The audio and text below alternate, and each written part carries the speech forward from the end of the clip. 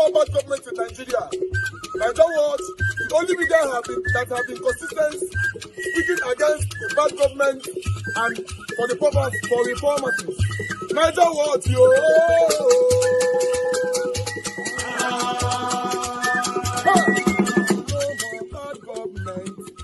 No more bad government. Niger what? No more bad government. Niger what? No more bad government. The only media that have been speaking. No more bad government. The voice of the voiceless. No more bad government.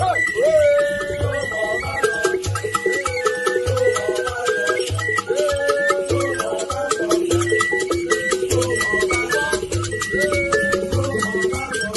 Niger what? No more bad government. For the poor. No more bad government. Niger what? No more bad government. Niger what media?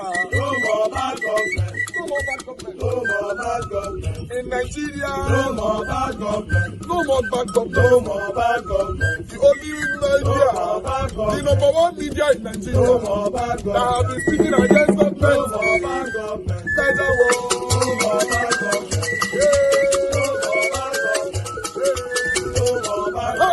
Niger what, yo? The voice of the voiceless. The voice of the voiceless.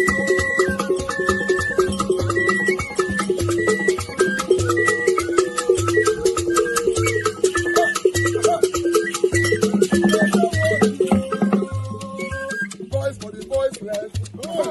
Voice for the voiceless. Niger what media? Voice for the voiceless. Niger watch media. Voice for the voiceless. The only media that have been speaking against bad government. Being consistency since 1944. Voice for the voiceless.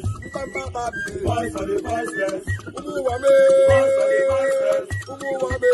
Voice for the voiceless. Voice for the voiceless. Voice for the voiceless. Voice for the voiceless. Voice for the voiceless. Voice for the voiceless. Niger watch you. We have been seeing all you guys have been doing. And we recommending to everyone in Nigeria, saying that you guys are the number one. Niger watch you.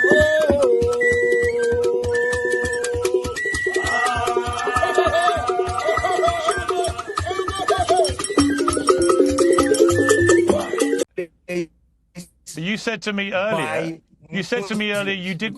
Yeah, but hang on. Hang on. Foreign minister, with respect. With respect. Muslims. They are not necessarily Muslims. Foreign minister. To understand that. Foreign minister. Foreign minister, with respect, earlier when I asked you that question, you said you didn't know the number because many of the people who've been killed, When this satanic minister was asked earlier on, I watched these videos this morning, the first instance, he said he doesn't know the figure, he doesn't know the number. Then there are satanic people that don't write and send them for text. Then he's not saying on a national TV, a video that cannot be edited, a live program. This man is not saying, you didn't ask me. You are telling Morgan, top class Morgan, on Censor TV, telling him that you didn't ask me. Just imagine that. This is the same propaganda or these guys have been possessing in Nigeria. This is what they have been doing to us in Nigeria. So he believes because they have soaked with the same satanism. He believes he can go to national TV with Morgan to say, no, you don't ask me. In fact, Donald Trump, if you they come, if you don't know some of their addresses, you need to ask questions. No, that's where the son I want throw. Don't throw it anyhow. I warn you, Donald Trump. You need to ask locations, questions, where you go, they drop and they put. Because all these people, so they are part of the reason why we all are languishing away in this country.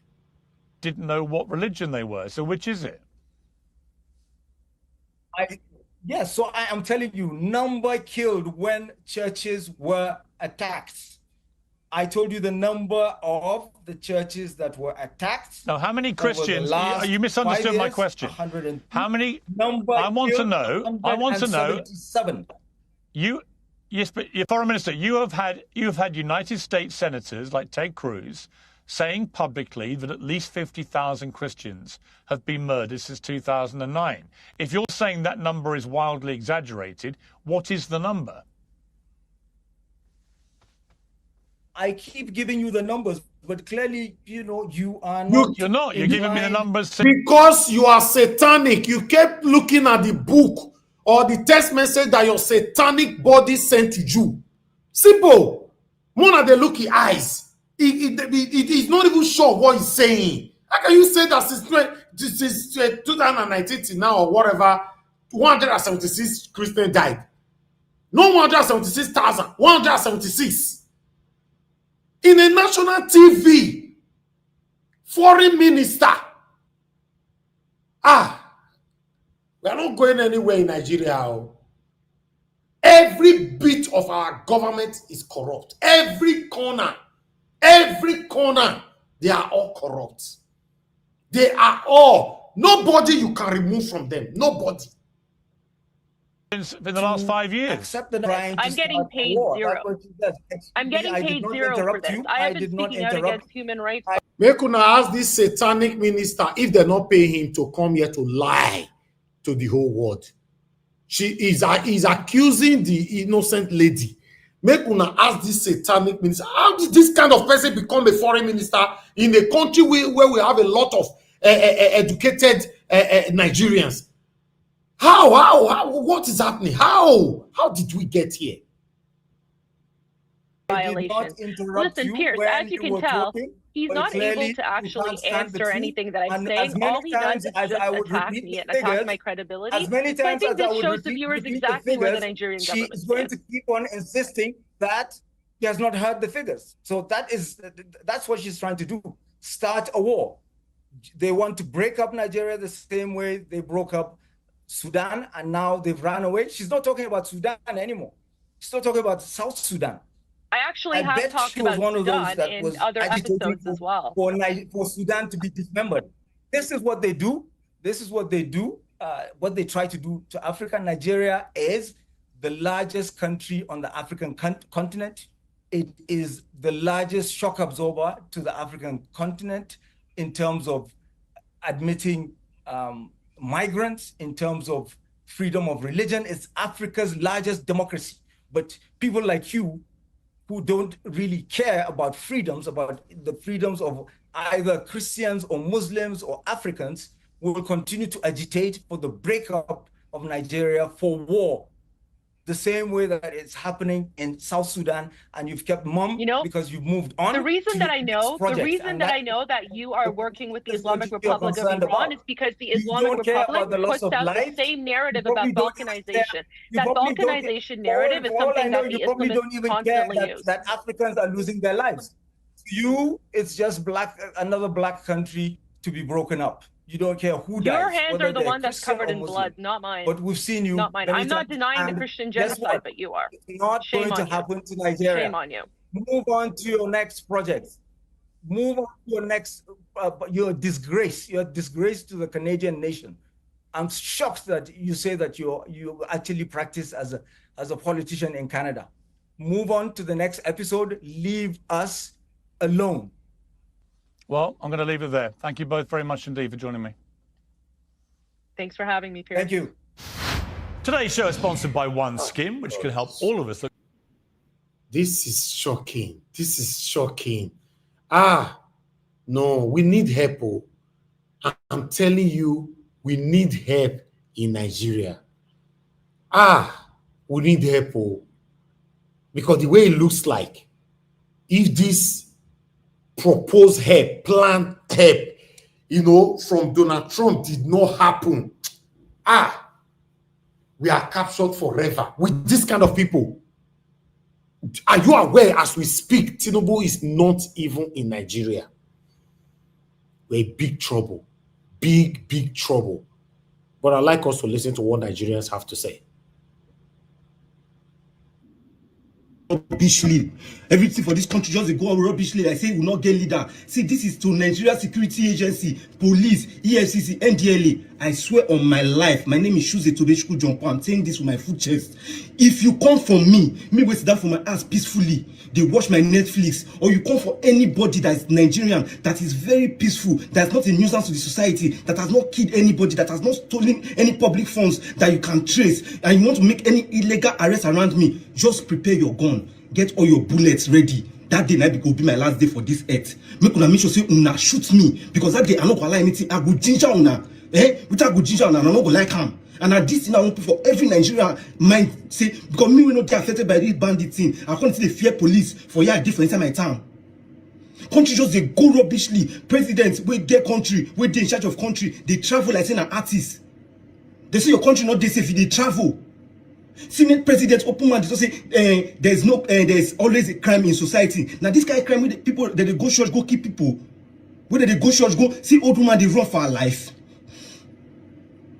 They just say they talk about country, they talk about country. Nobody feel they travel through road again. People will get airports, will get plane, they increase flight tickets, they make life difficult for everybody. So because everybody see they use road not they safe. Now what I mean? Everything an advantage for now. People when they do all this, when they watch all these things, when they see them online, when they go for all those, like deport all the police, carry everybody go fight this war. Make they leave us with the time alone. Sure. Now not if they do anything, not if they protect us. Now person will come online, come talk. Now that one will be fine. Doctor say DSS, if you talk about the president, DSS go. Now DSS now jobless part for this full country. People are dying. The ones who be influencers and celebrities, they don't want pull mats because why? They don't want to lose favor from somebody. They don't want to lose any favor. Say, oh, this person not give me advert again. Are they God? All of them they wash. This country is scattered. The TV channels, all these news outlets for Nigeria, they are useless. When I go they busy, they interview that man where they speak for terrorists. Because now they find trend. But that pastor where the war zone now, una no fit interview am once, but see white man don't interview the man. White person, people with their abroad don't interview am. But on TV channels, all on news outlets, rubbish. Compromised by politics. Any smart who don't see Gumi, I been a Gunimi, you don't they talk rubbish online. Because now they give them platform.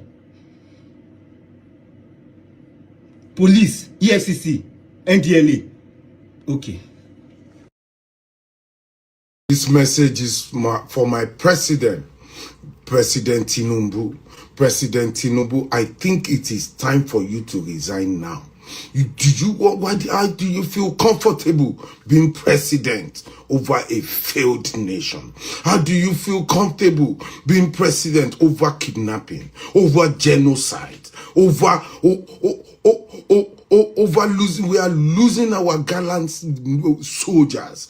How do you feel, president, over failing democracy? How do you feel being president over failing judiciary? President Tinubu, if you genuinely love Nigeria, it is time for you to resign now.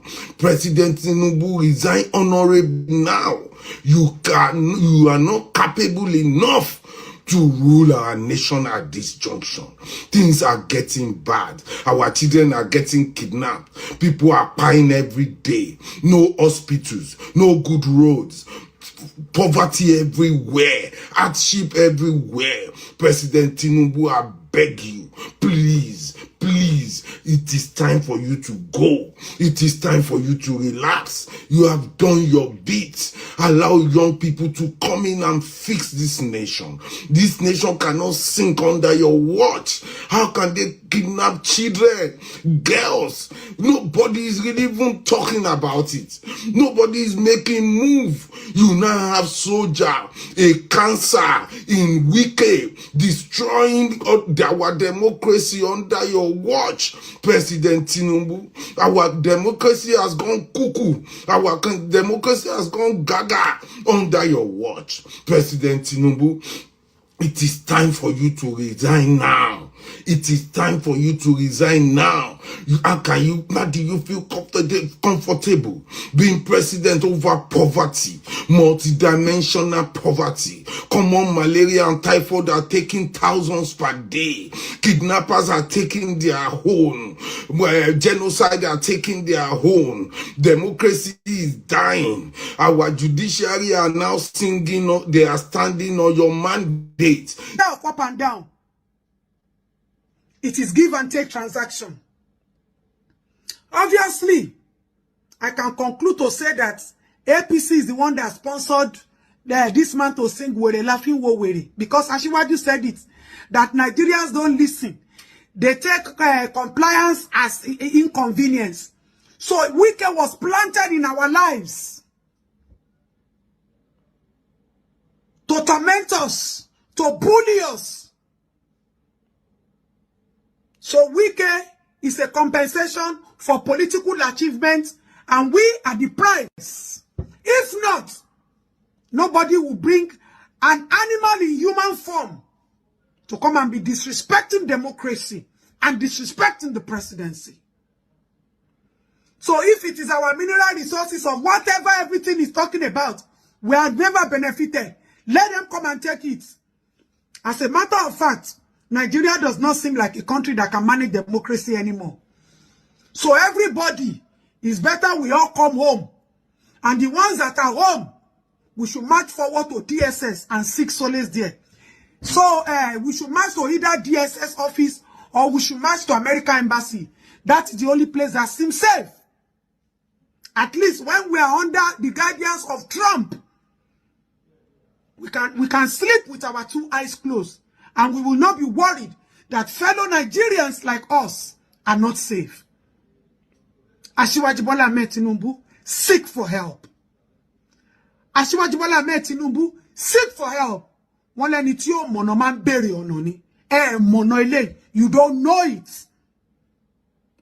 We have prayed for you. That is all we can do. But we bold to tell you that you should seek for help. If other people are lying and deceiving you because of whatever, we as mothers, we will not. I saw somebody like my own grandmother running in church for her dear life. I saw a young girl and young boys like my own children running helter-skelter for safety. We are one with one blood. So we shouldn't keep quiet if bloods of innocent citizens are being shed for one person's personal greed or incompetence.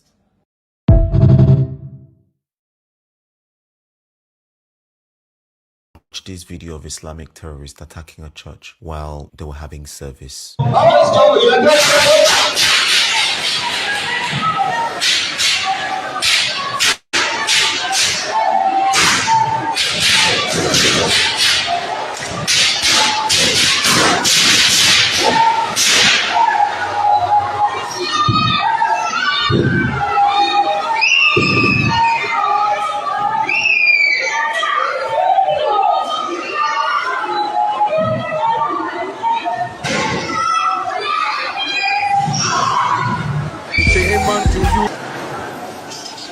Look at that old woman trying to run for her life. And you guys say it's not a Christian genocide? The president of Nigeria is Muslim. The vice president is Muslim. The minister of defense is Muslim. The national security advisor is Muslim. The minister of foreign affairs is Muslim. The minister of state of defense is Muslim. And this is happening in Nigeria. Nigeria is not a Muslim country. Nigeria is a secular state. And we have freedom to religion. Some people in the media say Christians are fabricating these stories. Are you mad? Nicki Minaj yesterday gave a speech at the UN and she called it what it was. It was a Christian massacre, Christian genocide. And guess what? Some Nigerian Islamic Twitter influencers were so angry and annoyed at the fact that she called it a Christian genocide. A young student, Deborah, was killed a few years ago because she blasphemed against the Prophet. Now, guess what? 52 Muslim lawyers defended her killers. And out of the 52, 34 were sons. Sons are the highest level of legal practitioners in Nigeria, senior advocates of Nigeria. 34 Muslim sons were defending the right to kill people in the name of blasphemy. And you tell me that this is not persecution against Christians? It's not a genocide.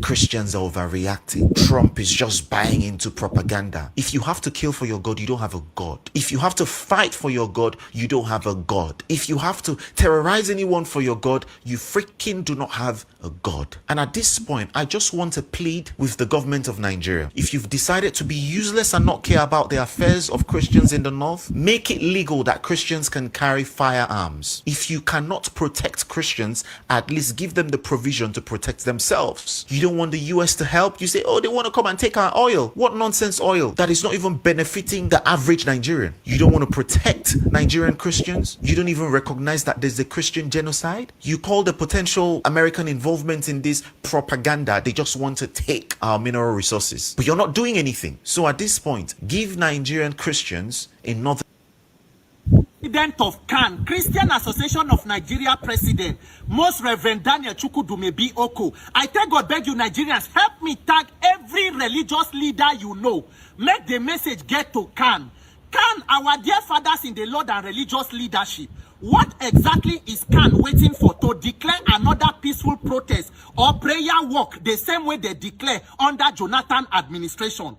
In the wake of all of this barbaric killing of worshippers in their places of worship, what exactly it not go bad if CAN declare, say, on Sunday, every Christian should come out putting on black? We have had usual services enough. To put out black and come out and make a statement and say stop the killing and call on international attention. Make the videos of the incidents where happened for Kwara, they should be played across all our multimedia houses. Let graphic designers begin to put up graphics on stopping the killing. It is going to go a long way. Let Christians watch the videos from the south and see waiting brethren in other parts of the country they face. Let us pause for a minute and imagine, say, the incident where happened for Kwara. Now, one of our cathedrals, our auditoriums, our camp for South, say, invaded by terrorists, killing or shooting worshippers. Are we sure we have enough security to protect their lives? Why must we wait for it to get to that point before taking action? Some people go say, what may be the benefit of the protest? It will go a long way. Since the calling of this Christian genocide by US government, a lot of Nigerian religious leaders have been talking against insecurity in Nigeria. And we thank you. For those who know they talk, it is time for you to wake up, even though you cannot wake a person who is pretending to be sleeping. But it is even more important for us to turn all our talk into action. The PFN president, Bishop Wale Oke, PFN put out a statement. We thank you, but daddy, faith standing alone is dead. Is it not time for those of us who are the victims to also come out and show solidarity with ourselves as human beings?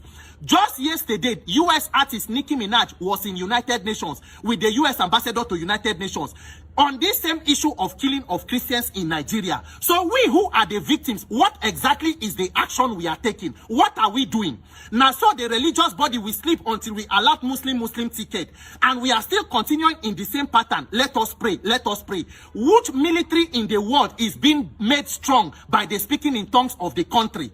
We know that we are supposed to call on whatever international pressure for different reasons. If anybody they think say that the Nigerian government is able to handle this issue, we are deceiving ourselves.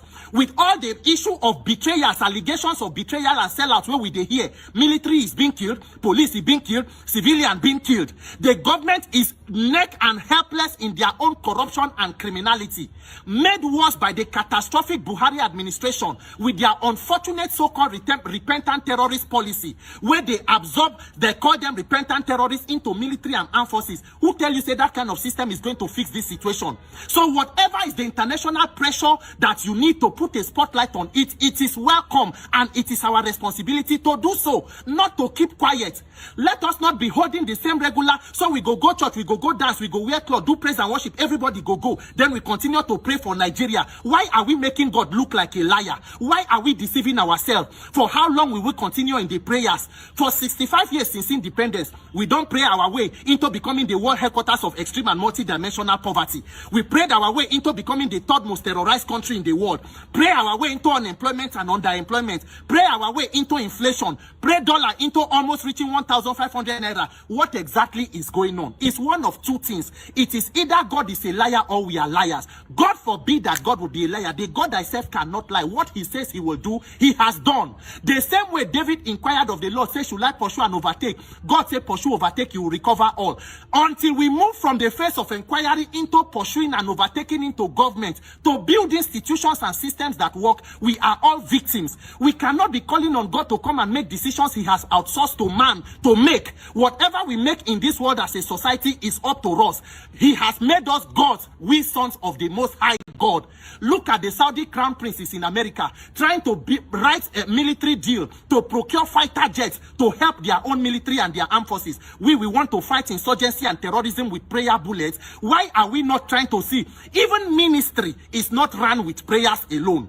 Even no matter how anointed you are, you still need the wisdom and strategic leadership. That is why you can be anointed and still fail in ministry without wisdom to lead. So our dear religious leaders, we must put our faith into action. It not go bad if all of us as Christians, I am a Christian, I don't want Christians to be killed, I don't want Muslims to be killed. If Muslims are also victims, everybody should join into the protest. Let all victims come together, because anybody who is against taking out terrorists is a terrorist. So at this point, it not go bad if every plenary of National Assembly, those who are in Abuja, make we gather for National Assembly. Those who are in the state, gather in the state houses of assembly. Even if it is once a month, to put a spotlight on this issue. Let human beings not die without any action being taken. Look at the lives of persons. The women in this video, they can be anybody's mother. They can be anybody. People go to places of worship and are struggling like this to protect their lives.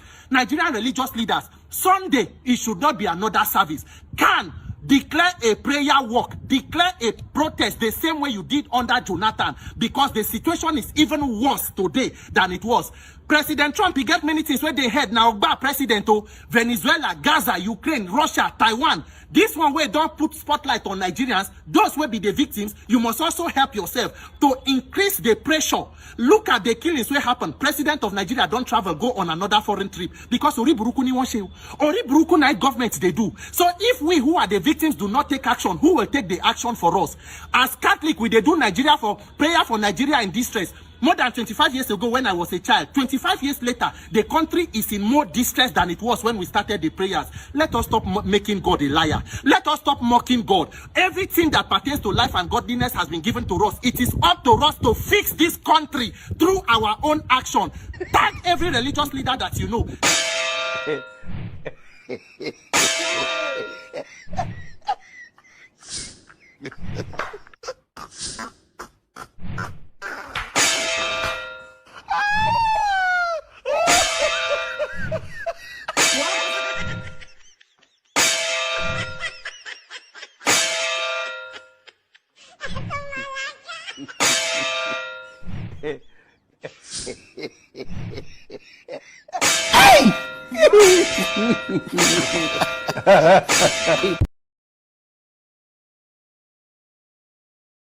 The video of the execution of Brigadier General Umba, and honestly, immediately I saw that video, the first thing that could come to me was I just burst into tears, and I knelt down and prayed to God for my country. Now, before I say anything about that video, firstly, to the federal government and to the Ministry of Defense, by all means, we have to take that video off social media, off the media, by all means. That's not a honorable way for any soldier to die. How much more a brigadier general? In case some of you don't understand, a brigadier general is the 4th highest rank in the military. Okay, if you add field marshal join, then it is the 5th, but there is usually no field marshal anywhere. So the first rank is a general, then you have a lieutenant general, then you have a major general, then you have a brigadier general. So the video of the execution of a brigadier general online is, I don't know how to express it, but if a soldier see that, it will crumble the morale of any soldier. That's just the honest truth, in case you don't understand. It will destroy the morale of any soldier.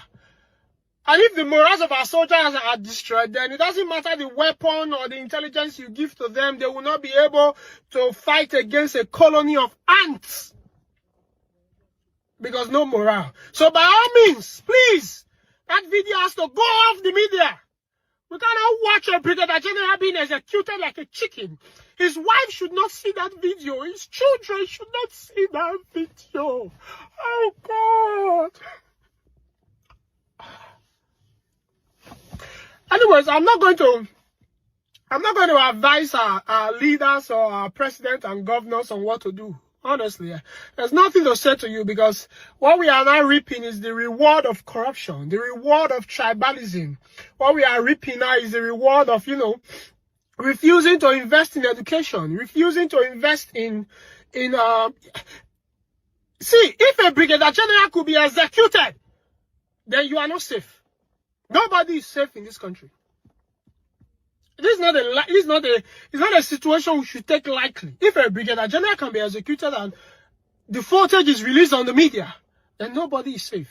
Even the president is not safe. The governor is not safe. You that is in your house, you are not safe. It's so sad what our country has turned into. It's the reward of the corruption. It's the consequences. Refusing to invest in it, because all these things cause the terrorism. All these things. And I don't even want to go to the depth of I was executed, because apparently I heard I've not investigated properly, but the little investigation I've done, they were ambushed by terrorists, by ISWAP, and they managed to escape. And then he sent his coordinates or wherever he was to, his base. And before his base could come, terrorists don't reach there.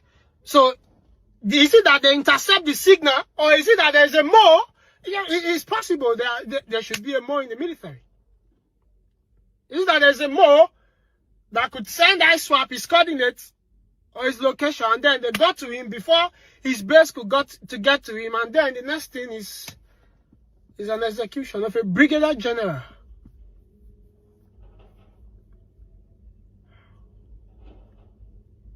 May so rest in peace. May so rest in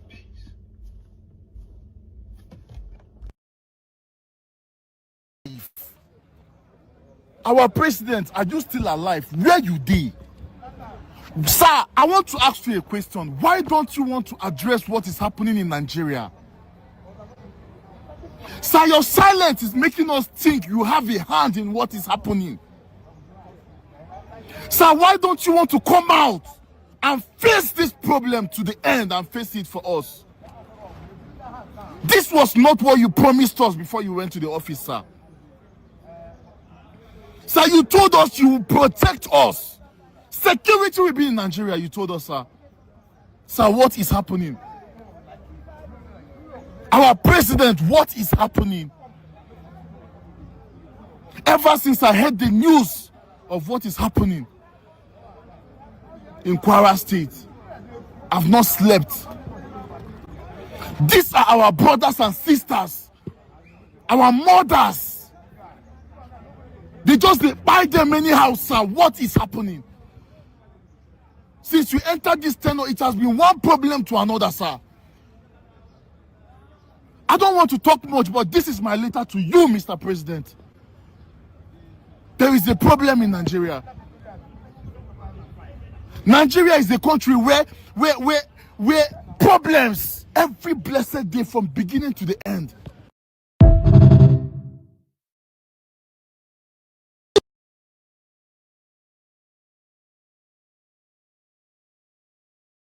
Here with the amazing Queen of Rap, Nicki Minaj, and I just can't be more thankful to you for putting your spotlight on the persecution, the killing, the devastation that's going on with Christians in Nigeria. The president called it out. Nicki, you've called it out, and then we invited you here to the UN to learn more and to see what we can do to stop this genocide. Yes, you did, and I am, like I said before many times, I'm honored that you even thought that I would be worthy to be in this caliber of a place. Because, I never thought I would go from rapping to being here, but I'm so happy and proud, and I'm happy that I can speak for Christians, and I will continue to speak for anyone that I feel needs my voice if they are being persecuted. And right now, I'm just wanting to let all of my Nigerian barbs, even if they live in the U.S., I want to let you guys know I love you, and thank you for your stories that made me understand more what was going on. And I will continue lending my voice. I hope to see more of you guys lending your voices to it. And let's do the right thing like we've always done. In the face of injustice, has taken a side with the oppressors. In just 1 week, a brigadier general of the Nigerian army was captured in line of duty. He managed to escape, reached out to the army for help. Just before help got to him, the terrorists caught up with him again and took his life with evidence. We are not done with that. There was intelligence reports that tragedy is about to strike in the school.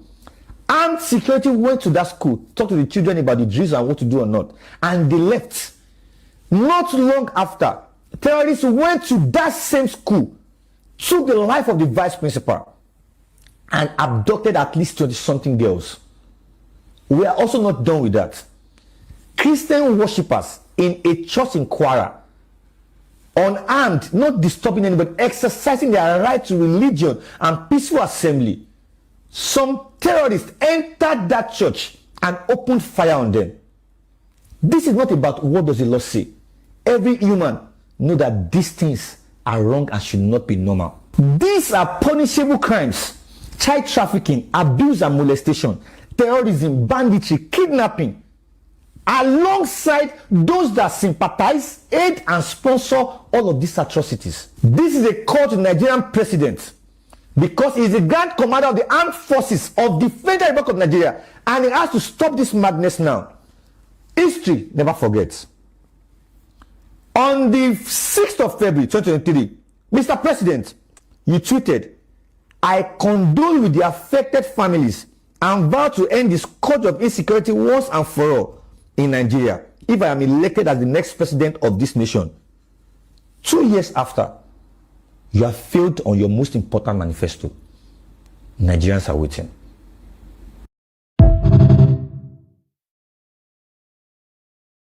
Nigeria, it is time to come out for protest. From next Sunday, wear black to church. Wear black to church. Wear black to church. He's already in Kwara. Very soon it will get to Southwest. He's coming home. He's coming to you. Not it was CAC. They don't reach Redeem. It is coming home close to you now. All the Christians, you go to church on Sunday, wear black. All of this should be on black. Black, black, black. And we must plan a massive protest from first week in December. I will be home. Oh, we must plan a massive protest. No.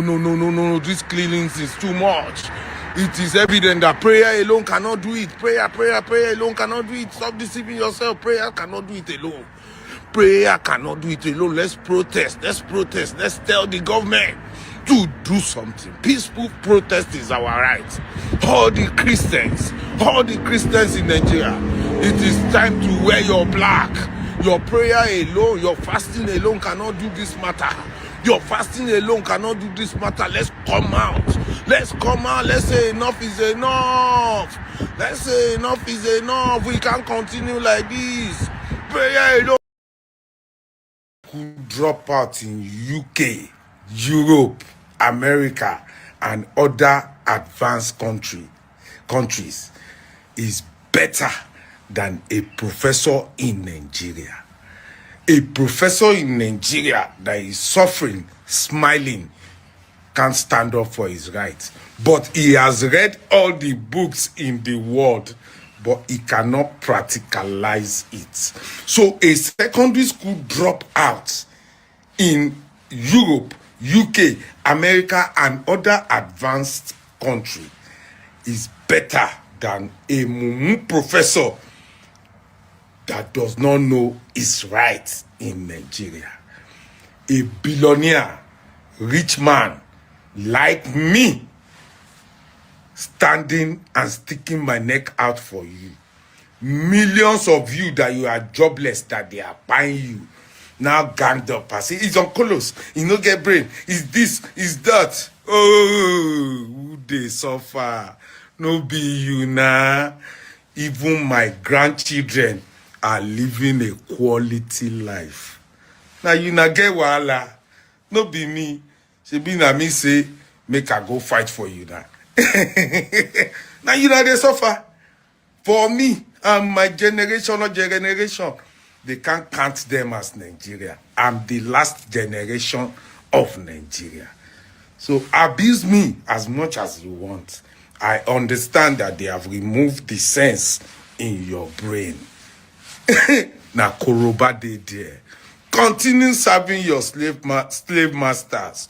At the end of the day, now you now go suffer. Okay? In Nigeria is that the state, which should be the richest state in Africa, has millions of its, 10 scores of millions of its people living in poverty and underdevelopment, when its mineral wealth, its oil wealth, gas wealth is so gigantic. Everybody in Nigeria should be a millionaire, everybody. So why are they not?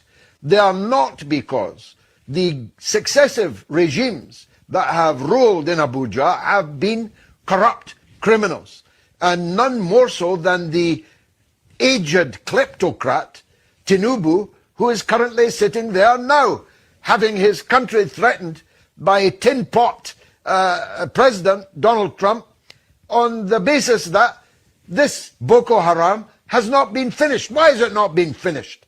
A state as mighty as Nigeria ought to have been able to crush these ISIS, Al-Qaeda forces that murder at will in Nigeria, Muslims and Christians, long, long ago. If Nigeria had a proper state, a proper government, it would have been able to crush these insurgents, and everybody in Nigeria would have a far better life than they currently have, and therefore there would be no water for these fish, these toxic fish of these extremist organizations to swim in.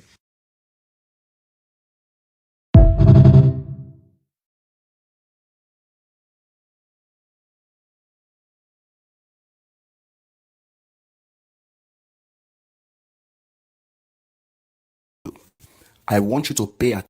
Why have they not been apprehended? Well, you see, in a recent TV interview where you said that you know where the bandit signs are. Absolutely. You know where they live. Absolutely. You know their parents, yeah, etc. Why have they not been apprehended? Well, you see, this is some of the complication. Like I said earlier, these people are not foreigners.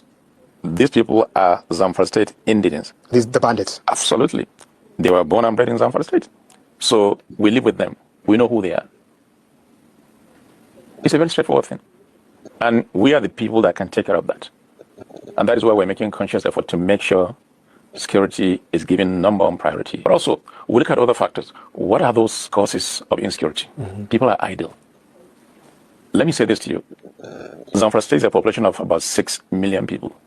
More than 70% of that population are young men and women. Now, when I analyze the video of the former CDC Chief of Defense Staff, his interview when he was telling Al Jazeera that these people have hard currencies, you need to investigate who is sponsoring them. You said you captured 120,000 terrorists and you cannot find out any information about them. A sitting governor is telling you that they know these people, they know their homes, they know who they are, but unfortunately, they cannot prosecute them. So you are making excuses for terrorists. You're negotiating. So the lives of these terrorists are more important than the lives of innocent people that are being wasted every day. Use your tongue, count your teeth. More is coming. Abimazititi. Bear something in mind that the internet never forgets. Oke no no law, oke no nama, na ogiri. Well done. You know, say our country now, a lot they go on. A lot of insecurity they go on now, banditry and terrorism. So now any idea where you get, where you feel say go make things work, you come out talk am, and now wetin me I wan do. I wan drop my own 2 cents, my own suggestion. Now we be say this thing they go on, our military personnel they go need more people and more resources. Now I dey ask federal government if they go fit merge EFCC with our army, because now our EFCC now wetin they go now to go dey pursue Yahoo boys, and now no be Yahoo boys be our problem. I know they encourage scam, but for now we need them in the field. If they go match them with Nigerian army, even if now for 3 months, may they help. They don't already know how to bust doors for midnight, so that for midnight they go enter all these bandits, their camp, bust their door, capture them. Even they even teach Nigerian army how to bust, because they used to bust it. If they go feel match them with army for 3 months, if it go work, now my own suggestion, if they can merge EFCC with the army, so that they would, do what they know how to do best and get these bandits for us, it will still go a long way. Make una reason am, abeg. EFCC, this is time for you people to help Nigerians. Abeg, you don't understand? Mona join army, help the country. Abeg, God bless you guys. Mona no find me. Na suggest.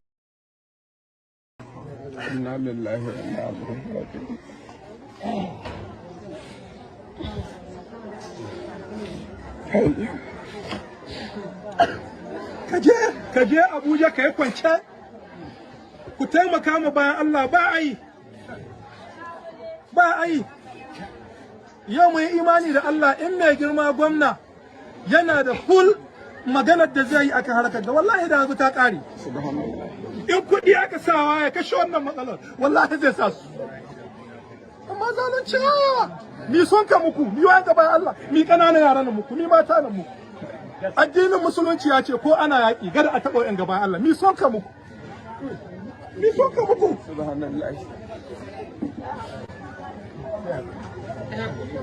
Amma da al'umman mu dabbobi, da al'umman mu da dabbobi ba su da wani bambanci.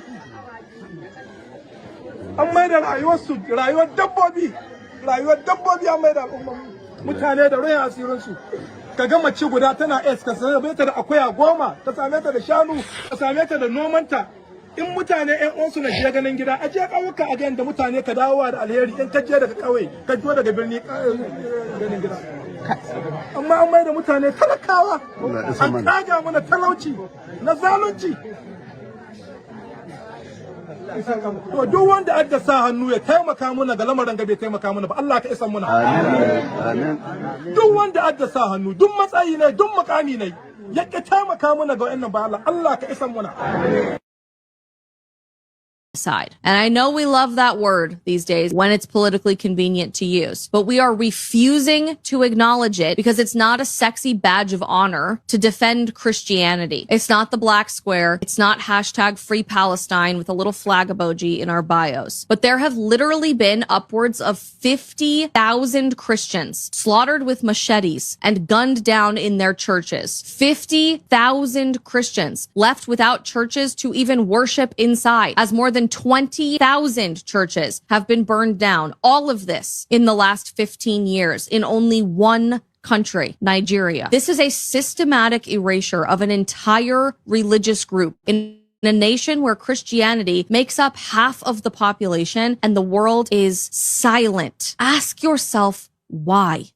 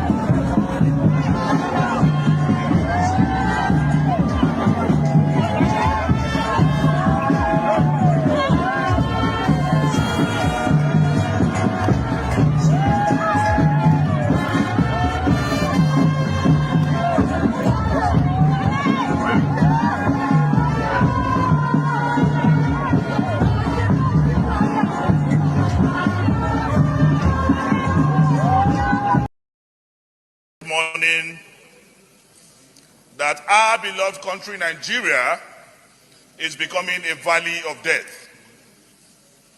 Mr. President, I am more disturbed this morning that day after day, weeks after weeks, month after month, we are talking about the same level and magnitude of insecurity in a country where we are spending so much on security architecture.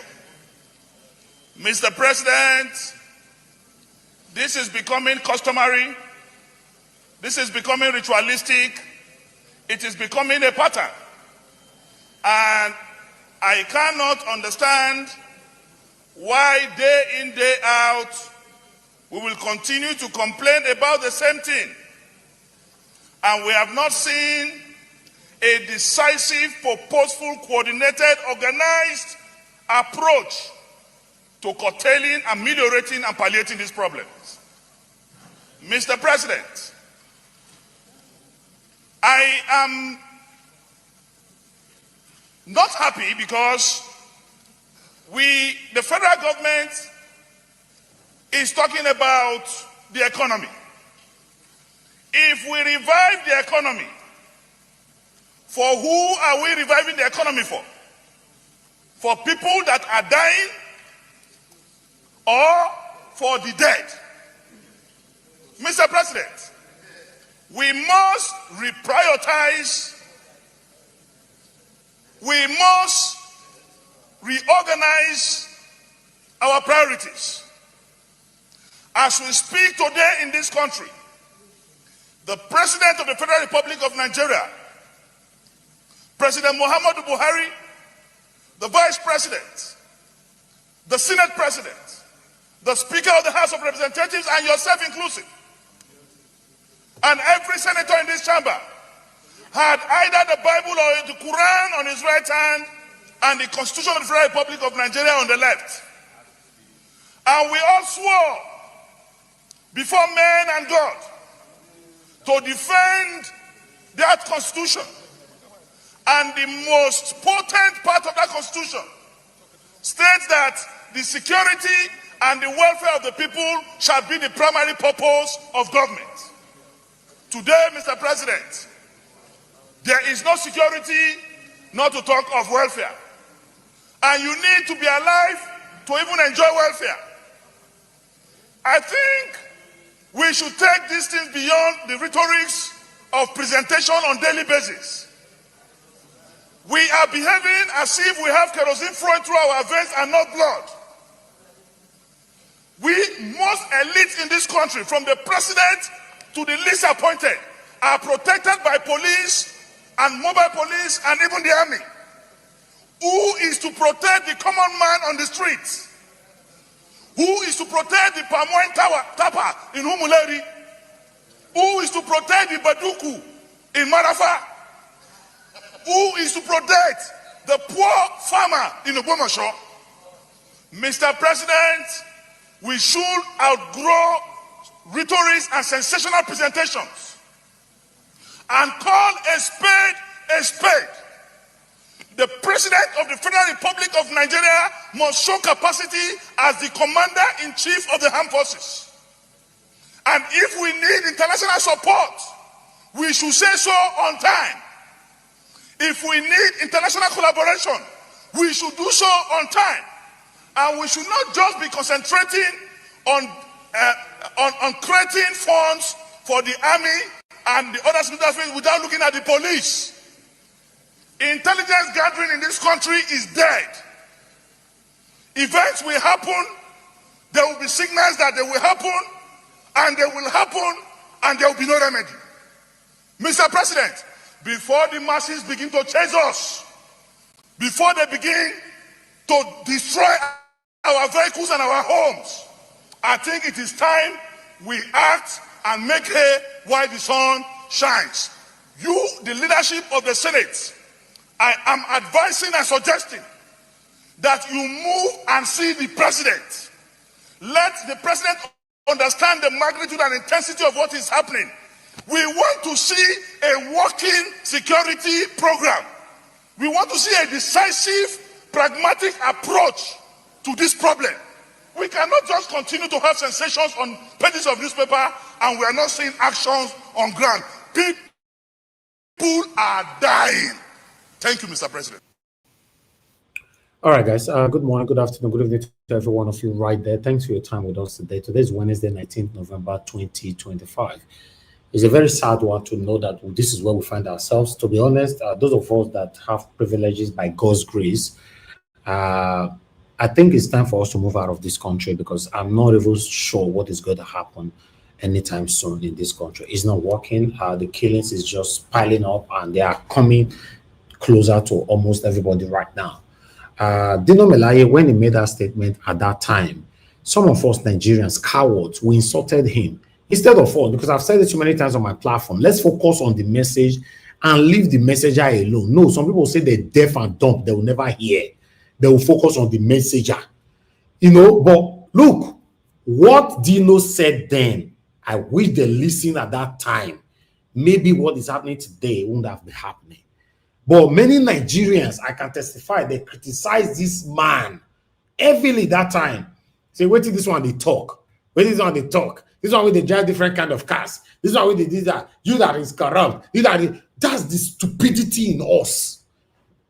Focus on the message and leave the messenger alone. No, Nigerians will never. We are easily carried away by rubbish. But look where we find ourselves today.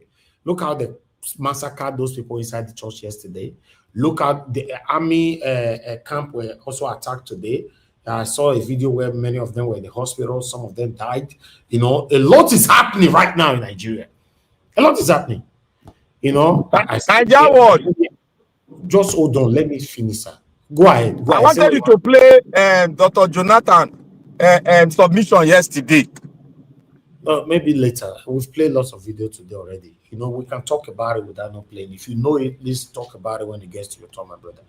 You know, look where we find ourselves now in Nigeria. I come here every day. I speak every day. Some people think that I'm jobless. I don't know what I'm doing. For this guy to be on air every day, maybe he doesn't have other stuff to do. Because you are too used to other Nigerians talking about rubbish. You are too used to other Nigerians sitting in their comfort zone and speaking on what is affecting us. You are too used to watching rubbish on social media. That's why you look down on people like us that come out to speak truth to power. I and my wonderful panelists, callers and commenters. But look where we find ourselves.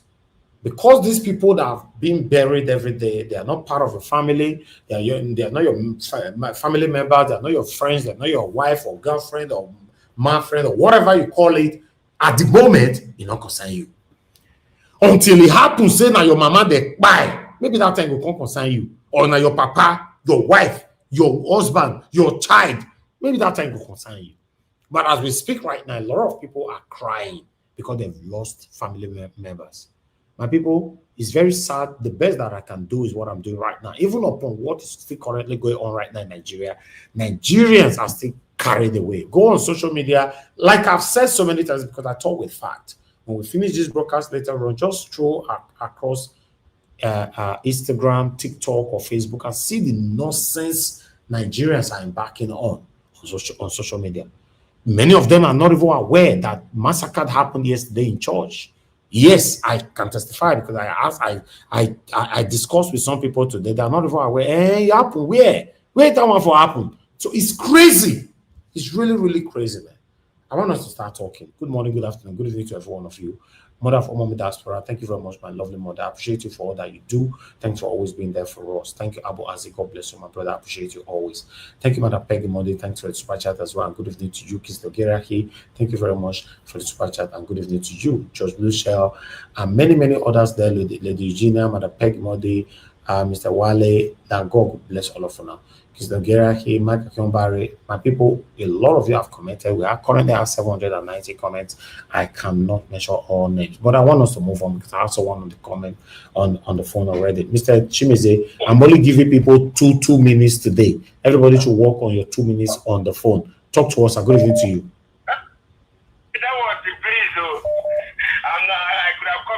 You have 2 minutes, sir. Just go ahead. I will cut anybody off after 2 minutes. The screen is full. If I were you, just go ahead. They finally thank you. So, Mommy Nasra, thank you so much. In fact, I'm not happy. I'm bleeding here. See, all these things that are happening, it's not, see, let us stop deceiving ourselves. We pray. Someone with the AK-47, can you say, I cover you, blood of Jesus? That person will just call you down. And we say, pray. Let us get our own God too. What is happening? Whatever you may be right away, you see something that's happening, the killing. After these people, these decibels of politicians, all of them will say, nice killings of Christians. Sorry, I will buy all of you. You will die, you will buy these people die. I tell you, all of you, you guys are very bad. The army of Nigeria, you guys will wake up. I say, military of Nigeria, wake up and take over Nigeria. Take over the government. I'm not for this thing. They are hoolies. What are we doing? They are out. Do whatever you want to do. Take even 1 year. It takes you 1 year to govern Nigeria. Military, take over. What are we saying? Oh, if the military come over, we do this. Let them come. What are we saying? It's enough for this killing. All right, thank you. Thank you, sir. Thank you, sir. Thank you very much. God bless you. All right. Any caller, please quickly call in now. You have only 2 minutes. If I move on to the panelists, you might not be able to speak on this matter today. Just call in now and do your straight 2 minutes. Thank you very much, everyone, right there. I'm gonna go bless you now. Mother Deborah, you were calling in. I would like you to quickly talk to us. Guys, help us to press on the like button, help us to share. As a sad moment, this is where we find ourselves, especially when you know what is wrong, you continue to support what is wrong. This is where we find ourselves. Mother Deborah, thank you very much, man. Good evening to you. Please talk to us. You have only 2 minutes. Just go straight to the point, madam. 2 minutes. Thank you. Good evening to everyone. It's just a very sad situation, honestly. I couldn't even comprehend watching some of what is going on. But the most annoying thing is that you still see the same Christians in Nigeria that, okay, look at what happened in the church yesterday. Was it yesterday or so? But the same Christians, how many Christians are speaking out? How many pastors are talking about what is going on? The same Christians, some of them are even supporting the government. For example, your pastor now, he has not come out to say anything. You see why that day I was telling you, I said, you cannot give them any pass. Because how can you be silent in the midst of this kind of evil that is going on? If you are not, if you yourself, you are not, I don't even know how to say it. If you are not complicit or you are not a part of, at least you are trying to cover up for the government. How can anybody who has a conscience be quiet in the midst of this evil, and then you call yourself a pastor? Where is your conscience? You see why that day I called in and I was very, very upset that for some reason they are trying to give him a pass. Now he's quiet. He's very, very quiet in the midst of this kind of evil that is going on. It's very, very sad. Thank you, ma'am. It's sad. Thank you, Mother Deborah. Thank you very much. God bless you, ma'am. Yes, ma'am. Thank you, sir. Thank you, ma'am. Okay, other callers, I think you need to wait because you guys, sometimes you take so long to tally up with anybody that's talking on the phone, and yes, we might not be able to pick your calls again later on. But I'd like to start with my panelists right away. Good morning, good afternoon, good evening to you all. Black Panther, you're the first on the panel. I'd like you to talk to us. Good evening to you. Thank you, Nigeria Watch. I hope I have my more hours, Abby. Minutes. You have 15 minutes. Thank you. Thank you, my brother. My brother. You are strong. You are not weak. You are not under pressure. Please, don't put yourself under pressure. What we need to be doing now is to understand the situation. If we put ourselves under pressure, we will not understand the situation we are in. And therefore, it will multiply. It has a multiplying effect on the average people listening to you. I want to greet everyone in the studio. May God bless every freedom fighter, believers of humanity.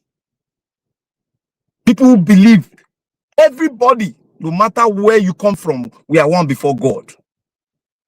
I want to greet you all. I want to greet mommy in diaspora. May God bless you, mommy. It is pain, but we cannot allow the pressure to weigh us down because we are more or less in it. Many Nigerians don't know what is happening now, but we are calling, we are talking in the airspace so that they will understand. Thank you, mommy. May God bless you. I want to thank all the viewers.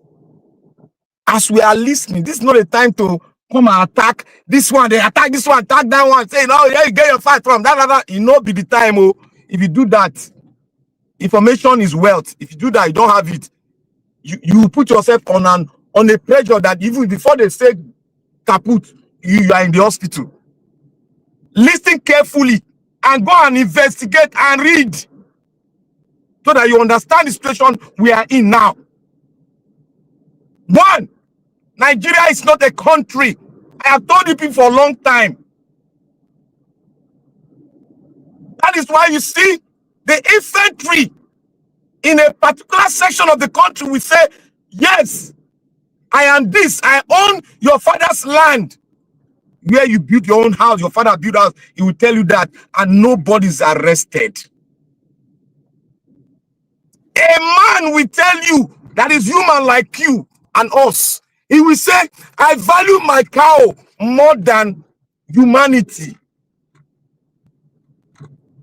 And people will just leave him like that. An ordinary soldier died. Nigeria leave. Nigeria president travel. Citizen buy. Nigeria president travel. A general, a brigadier general, the one that controls the battalion in the field, that holds a weapon in his hand, and anytime he wants to follow them, he follows them to boost the morale of the soldiers. They got his location. How did they get his? It was among the military generals, among the military hierarchy, that sent those information to the sergeant, the terrorists. That was how they got the coordinate. Nobody should tell me that, oh, they have technology. They don't have jack technology. They got the coordinate by exchange of information from the military personnel in the military hierarchy there. That is where they got it. When Jonathan said they have Boko Haram in his government, yes, it was true. When Dr. Jonathan, I call him Dr. Jonathan in the house, when he was making a fundamental statement, yes, I was watching people online, they were talking, I lie. That is how the unexpected come after. We always come after you people. You don't want to listen, neither do you want to learn. There are two positions. Go and ask if you have a big brother in politics that is closer in Abuja, go and ask him. Pressure him to ask him. He will tell you the truth. We have the president and the commander-in-chief. They are two separate offices. And the reason why we support Jonathan is this. And I went to make call, but they were deviating, but they were painting, but they're trying to deviate. They say, no, I know what they are trying. They're trying to not to send information wrongly out. These are military people. Now, you have one particular tribe that is always at the top, at the hierarchy of the military stratas. Defense, it is Fulani. Command, it is Fulani. Custom, it is Fulani. Everything that will hold the security of this nation, they are always putting it in the hands of Fulani. Jonathan, it was in their hand.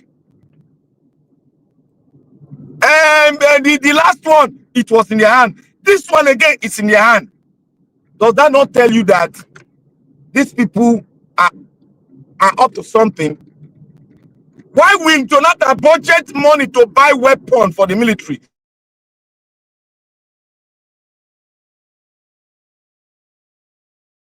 He has the guts to carry the money that does not belong to him, and he started sharing the money. And when they talk, people saying, "Oh, they are tribalizing issues." I have to show you people that many of us, the problem we have is not with the ordinary Nigerian. No. The problem is that it's with the educated Nigerian, the highly educated one, starting from HND up to professor. They are the fundamental. Listen to me. They are the fundamental problem we have. The reason why I say it's this: the ability to critically analyze issue, and two, the ability to stick to the truth. Three, the love of the country. They don't have it. They've sold it. They sold it to the Fulani. That is what all of them are doing. Look at your pastors. My sister that called yesterday. May God bless you. I'm not very good with names much. May God, you know yourself. That argued it out with Niger Watch on set. May God bless you, madam. You understand the issues.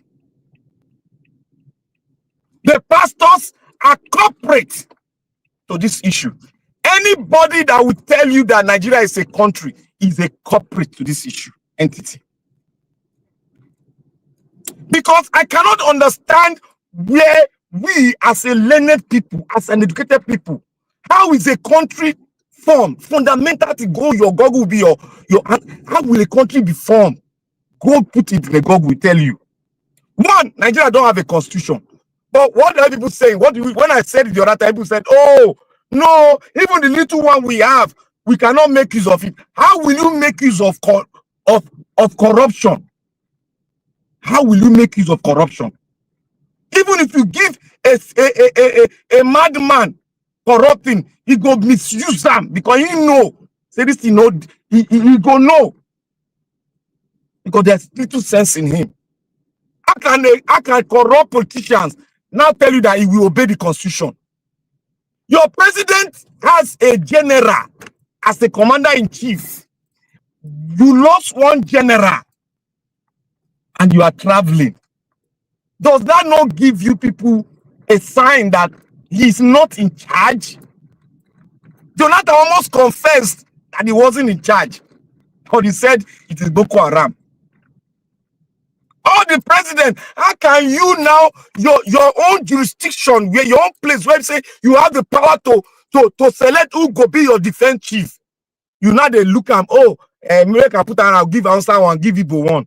Your own defense chief that you can give to a man, an expert, a man that is grounded in defense, you give it to him. You are giving to these Babariga Fulanis that are committing atrocity all over the country, that are not indigenous to the state amalgamation of Nigeria. We know they are not indigenous, but most of them will say it. You say we are tribal. Damn tribalism. To hell with it. If that statement that I make me tribal, I will remain there. Because Nigeria refused the truth. Your general, I was, tears came out of my eyes when they told you I saw that video. Tears came out of my eyes. I want to also make reference to Emeka. Emeka gave a vital information here, though his presentation of that information was not, if you are not very attentive and a good listener, you will not grab it. Emeka said your foreign affairs minister lied on a global state. He lied that 150 has been tried so far in the Nigeria Wahala. I don't know whether his brain is dead or something. A pastor showed us on a plaque 501 in a village, just in a village. And your minister of foreign, Emeka, thank you for that information. Because when I heard it from you, I run, enter my computer, go research. I saw the video. I listened to it. I was angry with my bone. I wish I was there in that. I would chew that man raw with my bare hand. That guy is in support and is part and parcel of this terrorism that is happening in Nigeria. Now, the question I'll ask every one of you, where is El-Rufai? Where is Atiku? Where is the man that founded Boko Haram? Where are the core members or the people that form ADC? Where are they? Go and find the name. I have, to my investigation and my contact, 5 names. I won't list them. I know 5 names on that list. 5 that is on that list. They are running Eta-Sketa now. The ones that you think they are not, that they are so, oh, this one cannot be. They are in there.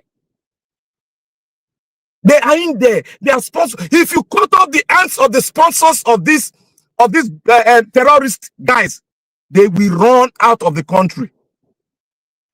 That is what is happening in Nigeria. Nigerians are the one funding. They said it's not genocide. He did not know that his boys are going into a church the next day to make that genocidal process more glaring to the president of the United States. They've seen that video already. The video is in his desk. So when you people said Nigeria is a country, people want to eat me raw when I say Nigeria. They want to eat me raw because they were facing me physically, but they were not looking at the body of the content where I'm coming from. They refuse because they are sold out. They love Nigeria more than me. The amalgamation ended, but nobody focused on it. Everybody want Nigeria. They want a country, but you don't have a country. Somebody came here to Nigeria and said, we need more army instead of technology. How can you fight a group that has spread all over the north with bringing more soldiers? America going to war, they use only the Air Force. Only the Air Force. They brought Iran to their knee. Iran to this knee. They use only the Air Force. They rescue Kuwait from insurgents from Iraq. Just Air Force. And somebody will come here and tell you that you need more boys on the field. Yes, they are getting more men now because they have recruited more Boko Haram into the Nigerian military. And you said you have a country. Let me tell you all now. Nigeria is a 2-state. Whether you like it or not, fact check me. The time is coming. We are running to that time now.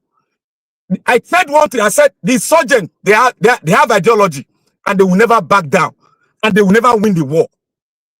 2, Nigeria state has never been formed before because we have no stake in Nigeria. We have no stake because we have not sat down to say the rules that will guide us. So we have nothing. They gave us something and we follow. We did not question because now elders. Elder syndrome has taken all of us around. We did not ask questions. Apostle just said, oh, the Boko Haram, the Sharia law, it will die on its own. Where are we now? Where are we now? But what I will say to you all, everybody should wake up and start digging down. Know that Nigeria is not a country. It is a 2-state country. We have the south and the north. That is what Nigeria is. This problem cannot be solved by coming together, by telling the north, sorry, 10 seconds, sir, telling the north to bring down Sharia. They will never. Mark my word, they will never. They will never. It's only when we have a 2-state that this thing can be solved. Your globalization of one Nigeria is all over. Thank you, Nigeria Watch. Hello, thank you, my brother Black Panther, for that submission. God bless you, brother. Let's quickly move on so that I can get to everyone. To Nigeria, thank you very much for joining us today. Good evening to you. Please talk to us. You have 8 minutes. To Nigeria, you are not there. Guys, CBD, please talk to us. Good evening to you. You have 8 minutes. Mr. Elvis, you jumped me. Oh, that means you left. You came back because you are not. I didn't left at any time. I'm even the first. Maybe I'm even the first, but so you are not the first. Black Panther was the first. Okay, talk to us, Mr. Jonathan. Okay, thank you, sir. The thing is that when you went to Nigeria, I thought you would stop there. You would come. He went to me. We all have to put to Nigeria. No. Know that it's not the second. No, the way I have it on the screen, here, Black Panther to Nigeria, ECBD before you, Mr. Jonathan. But no be so. The way you have and no be so, you take accepted us in now. Okay, all right. Go ahead. Talk to all. Go ahead. Thank you, sir. Let me use my time now. Except anybody want to, crave the indulgence to go ahead. If not, let me proceed. Yes, proceed, Mr. Jonathan. Thank you.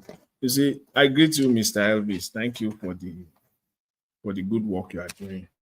God bless you. And my fellow panelists as well. I greet you all. Welcome. God bless you greatly. I'm on diaspora. Once again, it's another day. I greet you, man. God bless you abundantly. And my fellow commenters and callers, you're all welcome. God bless you abundantly.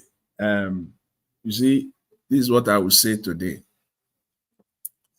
We as usual, people may say what they want to say, but it is time that will continue to vindicate us. What we have said on this platform. And I'm not going to generalize. I'm going to be specific to myself. Yes. What I have said on this platform, I've been vindicated over and over and over again. This one will not be different. What we're seeing happening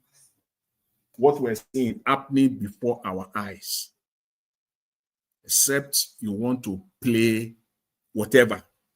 I don't want to mischaracterize, except you want to play whatever. This is happening before our eyes in Nigeria. The foreign minister on international space went there to say all sorts. He said everything. He provided all the excuses on planet Earth, but blame everything blamable, but not the Nigerian government. Yes, he's the foreign minister, but that's not diplomacy on the international space. Blame everything. Blame Libya for the problem of Nigeria. Blame Niger for the problem of Nigeria. In fact, bring Sudan into the problem. Everything, but not Nigeria, not the Nigerian government. I've said it. So much to say on this one, but I will only wrap it up with this one. I have always maintained that if you support Mr. Tinubu's government, this government that came in through the back door, if you support them in any shape or manner, you can never be coherent. It is impossible. It is not practicable for you to be coherent. You will be incoherent, and you will appear and you will sound stupid. Period. Anywhere since 2023, any attempt that you want to coalesce or you want to romance this government, you will always appear, you will sound very, very stupid. So a word is enough for the wise on that one. See, 25 kids were kidnapped, 25 of them in Kebbi State, less than 72 hours ago. We're hearing nothing from the government. Here's the fact. There is no government in Nigeria. You can give it any other name. Elitist club, if you want to even give them a nice name, give them a very nice name that sounds very, very nice. Call them elites. The elites of Nigeria. Call them anything in the book, but not government. We don't have a government in Nigeria. Same goes with democracy. No government. How could you have democracy? We don't have all of that in Nigeria. 25 school children, kids kidnapped. Nothing from the government. A brigadier general, why? The president, you are the one, you are their man, you are their head. Let's say it the way it is. This let's go to the basis. They are your boys. These are your boys.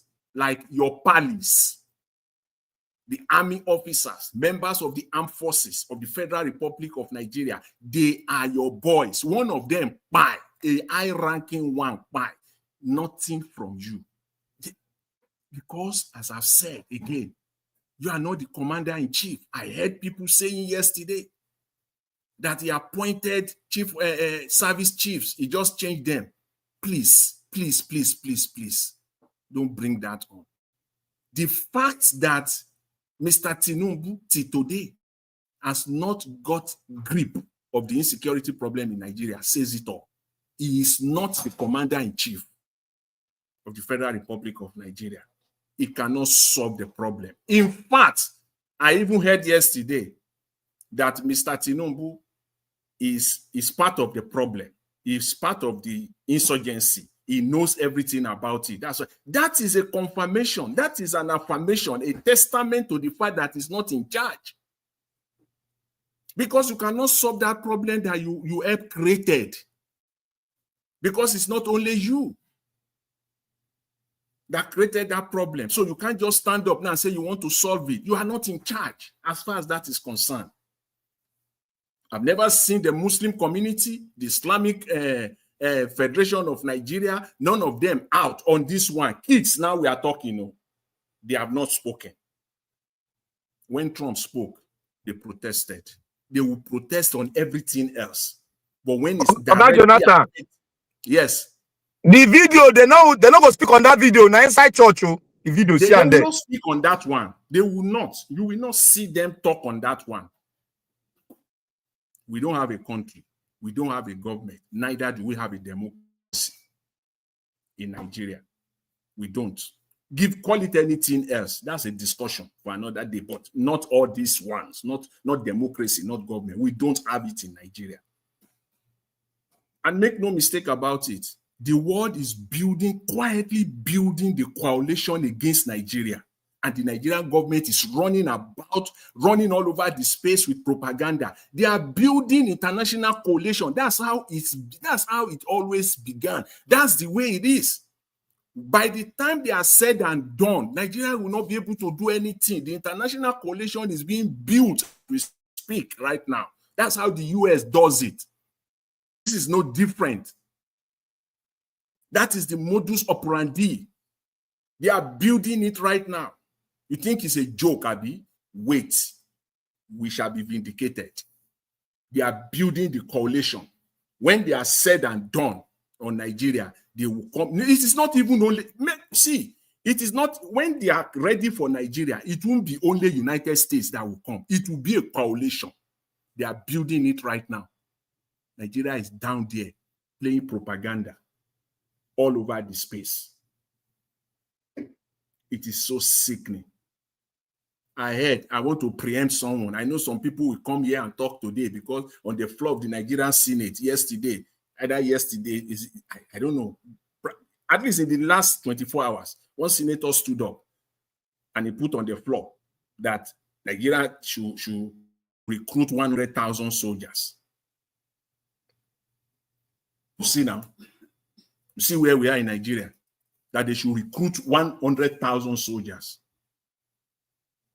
And I heard the anchor earlier. He talked about message and the messenger.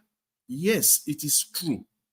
We don't have to attach much, work or importance to the messenger.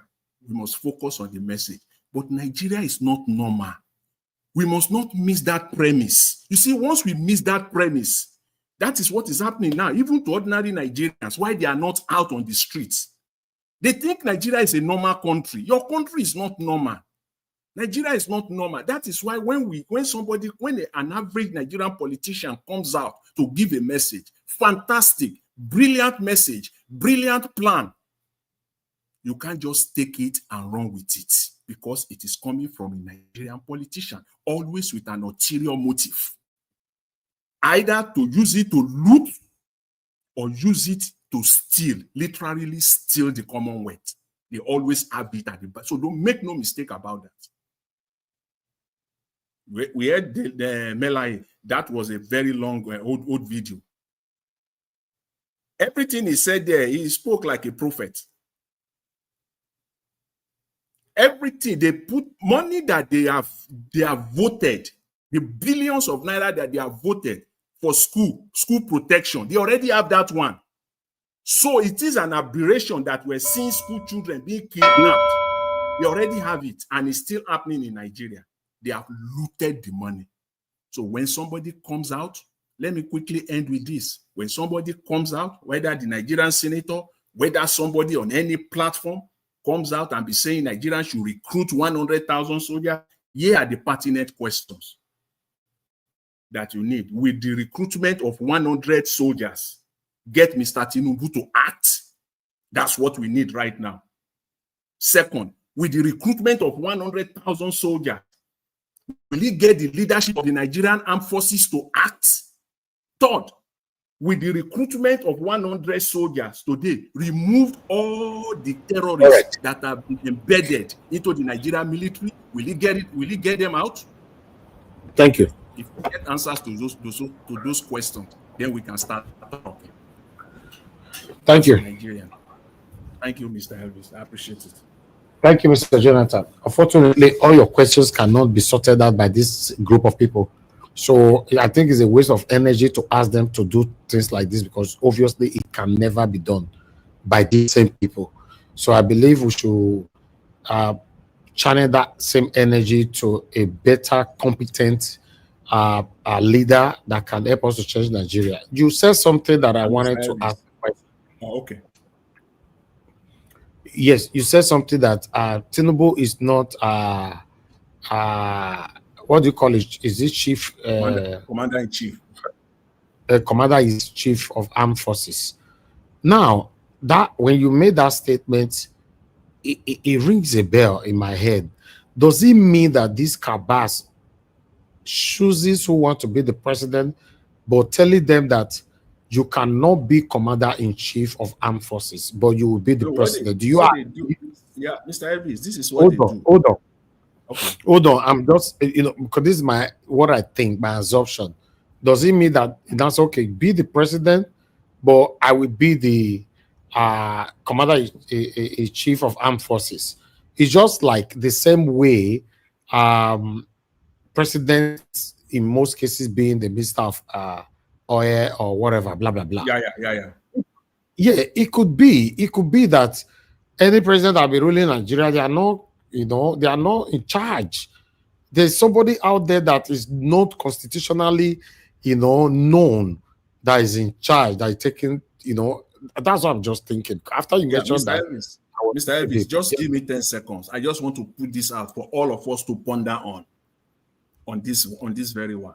Since 1 minute, please. Yes, thank you. Since May 29, 2023, Mr. Tinubu has forwarded to the Nigerian Senate, by my own counting, when I stopped, 9 requests for loan. 9. That's where I stopped. Sometimes earlier this year, I think the first quarter or the beginning of the second quarter of 2025. 9. Since May 29, 2023, Mr. Tinubu has not sent one security request to the Nigerian Senate. 1. But he has sent 9 for loan. He is in charge of the economy. He is not. He needs to get order before he can do anything. And that tells you that he only care about money now. He has sent 9 All right. requests. So that's all right. Thank you. And again, please don't blame Mr. Tinubu. Mr. Elvis. Thank you, Mr. Jonathan. Lots of people are waiting. No, Mr. Tinubu, don't lie against Mr. Tinubu. Mr. Tinubu is fulfilling everything he promised. So everything he said he would do is doing it. Thank you. Okay. Yeah, I agree with that. But nevertheless, I'd like us to move on right now. Tunaja, are you available yet? Yes, I am. Tunaja, please, can you permit me? I need to pick up my son from the games. Let me just go quickly and focus on. Yeah, if you allow you, that's not my power. I'm seeking permission from him. Would I be next after him? Yes. Definitely, you should know. Okay, that should be fine then. Okay, Mr. Meka, talk to us. Thank you very much. Thank you, Tunaja. Thank you. Go. Tunanja, thank you very much. Mr. Elvis, good evening, everyone. Mommy Diaspora, good evening to you and fellow panelists and those who are listening, wherever you are in the world. Good evening to you. I've been doing a bit of research. I am not yet in the conclusive stage, but I think my preliminary reports or my preliminary research has shown that the Tinubu administration has some direct link in sponsoring insurgency in the country. And if you guys will permit me within this short limited time, I'll be able to cite newspapers, publications, interviews to show that the current administration is responsible for banditry, insurgency attacks in the country. In 2023, January, Punch, it reads Shetima sponsors terrorism. Ex-Tinubu aides fires APC camp. So this was an interview where Hajia Najatu Mohammed was saying that the current vice president, who was Assad then the vice president candidate of the APC, that he's responsible for terrorism in the north.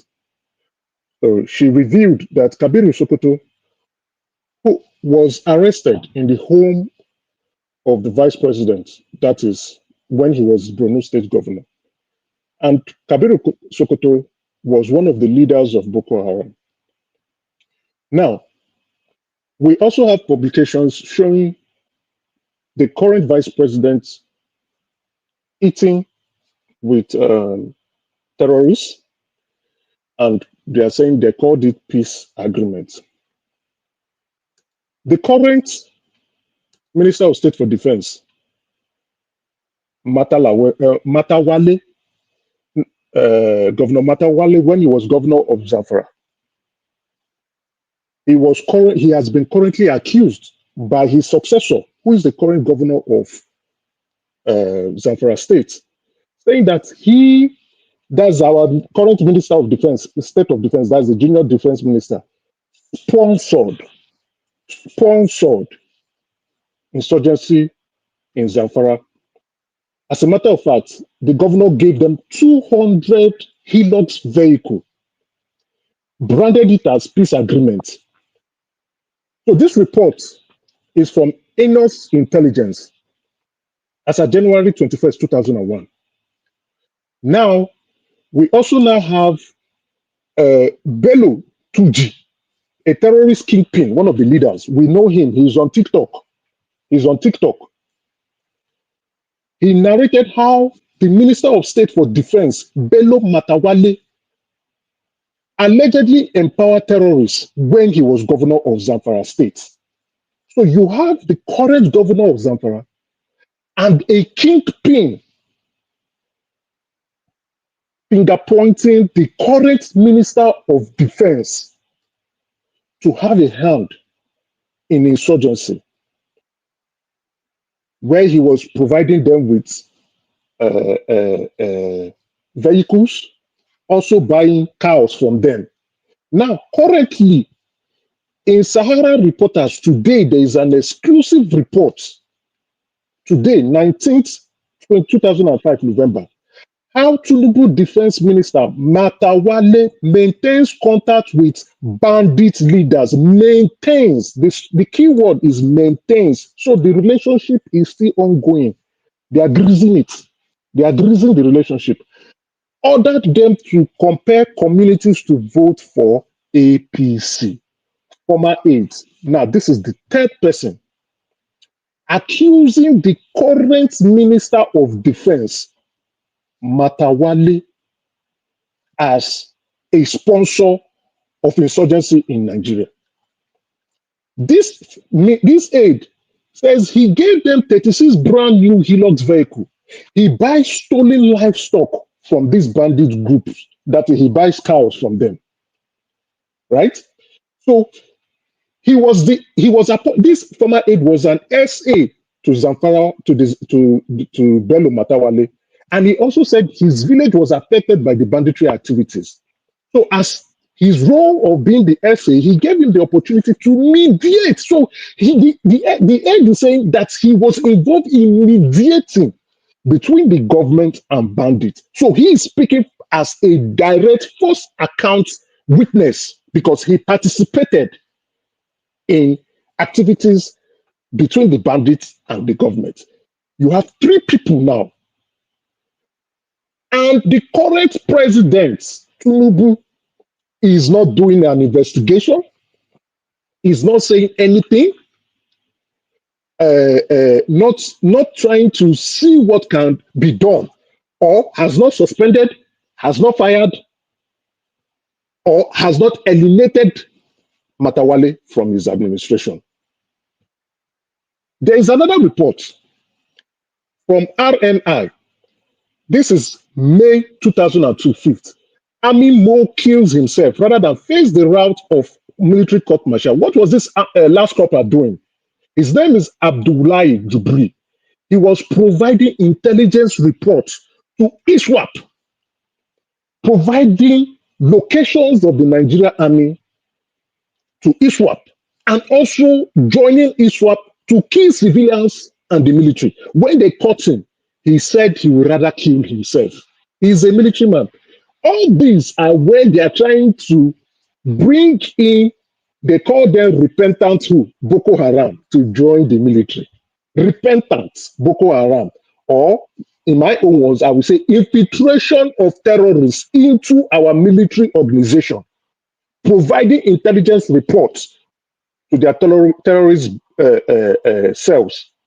Now, I am still researching. That's why I said I have not gotten to the conclusion. But my conclusion is framing itself.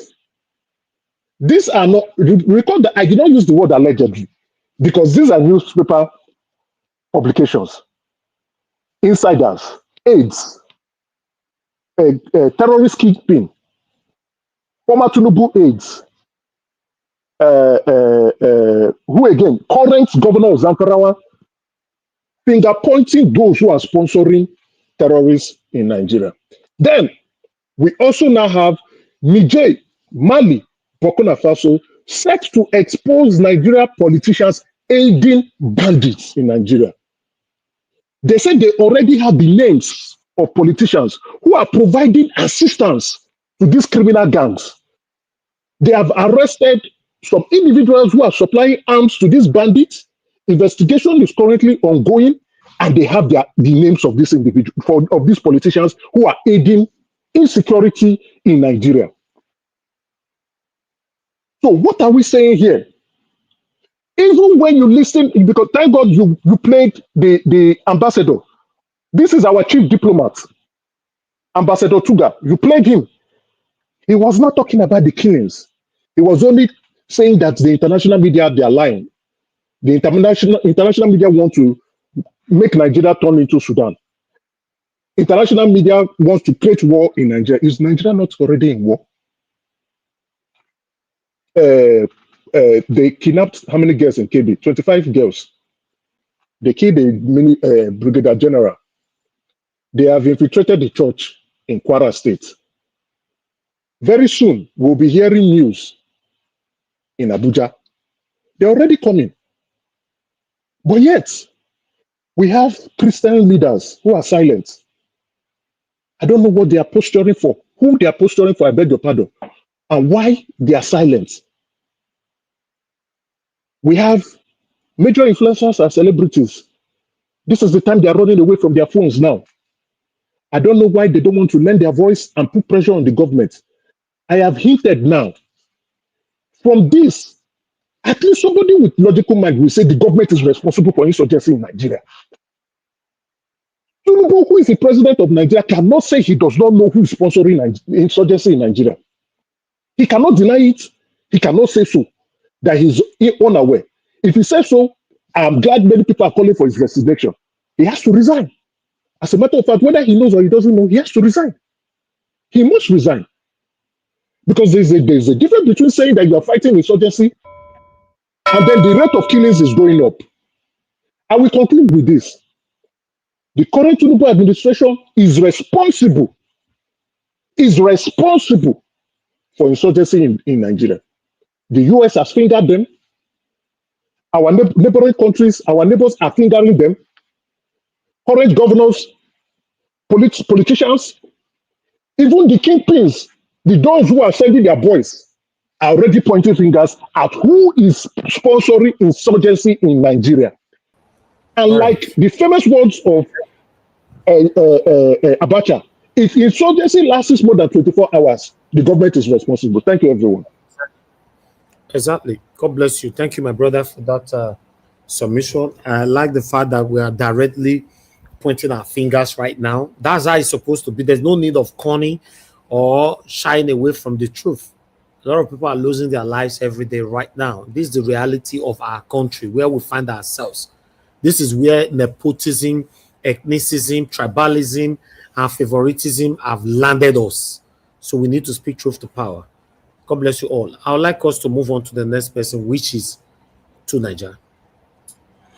Greetings. Yeah, thank you. Thank you. I really appreciate it. Greetings, Niger Watch, and thank you for all you are doing. And greetings to all the panelists that have come here to discuss the Nigerian issues. Greetings to the chat, and most importantly, greetings to the people at home watching us, for the number greater than us that are sitting on the panel. Based on what I've heard, there's a lot of confusion that appears to have befallen Nigerians. And I've often said Nigerians are like a people doused with petrol and just are waiting to be lit. And this is one of the reasons why I really I hate politicians and our leaders that refuse to bring the people together. Because of politics, they would rather divide than bring people together. Like somebody like Abike Dabere is still in office today, which is a disaster, because clearly that woman is bigoted, but she's still in office. A nation that is almost 50% Christian Muslim, you have so many Muslims dominating significant positions of office. That's what leads to this type of instability. When people get greedy, when people get selfish, it leads to instability. Then we have a bigger problem of a national interest in terms of our national security. This problem didn't start under President Tinubu, neither did it start today. It started well before even the ending of colonization. It started when we lost our nation to the colonizers. So when many people see all this problem as something that is happening now, I don't see that. I see it as something that is very, very fundamental. Somebody mentioned Saudi Arabia going to America to buy weapons. Have you bothered to check how many soldiers Saudi Arabia has? And they still want to go and buy the best weapons. Saudi Arabia is about 30 million people or so or less. And their military is bigger than that of Nigeria. Why? With all their oil and all their money, why do they need it? So all those people that are making all that money and enjoying all the Saudi Arabia money, why do they need that much security? They don't have anything to turn to bandits today. They have money now. They are fed. This is what Nigerians say all the time. People need food. That's why we are going to be secure if we get food. Why does Saudi Arabia have that much military? Human beings that they use to defend their nation. And somebody said I'm talking about 100,000. Who is talking about 100,000? I'm talking about recruiting or creating jobs of about 2 million people. You create jobs, and that every individual person you create that job for is going to help further Nigerians. And that job you are creating is going to save Nigerian lives. And those jobs you are creating is going to stop Nigeria from losing almost $50 billion in GDP every year. And somebody's arguing against it. This is why I say some of us are totally confused. They are totally confused. And then there's another confusion. I was watching Oba Benin the other day, talking to Europeans and asking whether they want to come and recolonize us. Talked about how his throne, where he sat, the size of the palace of his forefathers, extended to the governor's mansion. That's how big it was. And because of Nigeria, they shrunk into a shadow of what they used to be before. The sacrifice people have to make for being in part of a nation and he was calling out the people that destroyed his ancestors.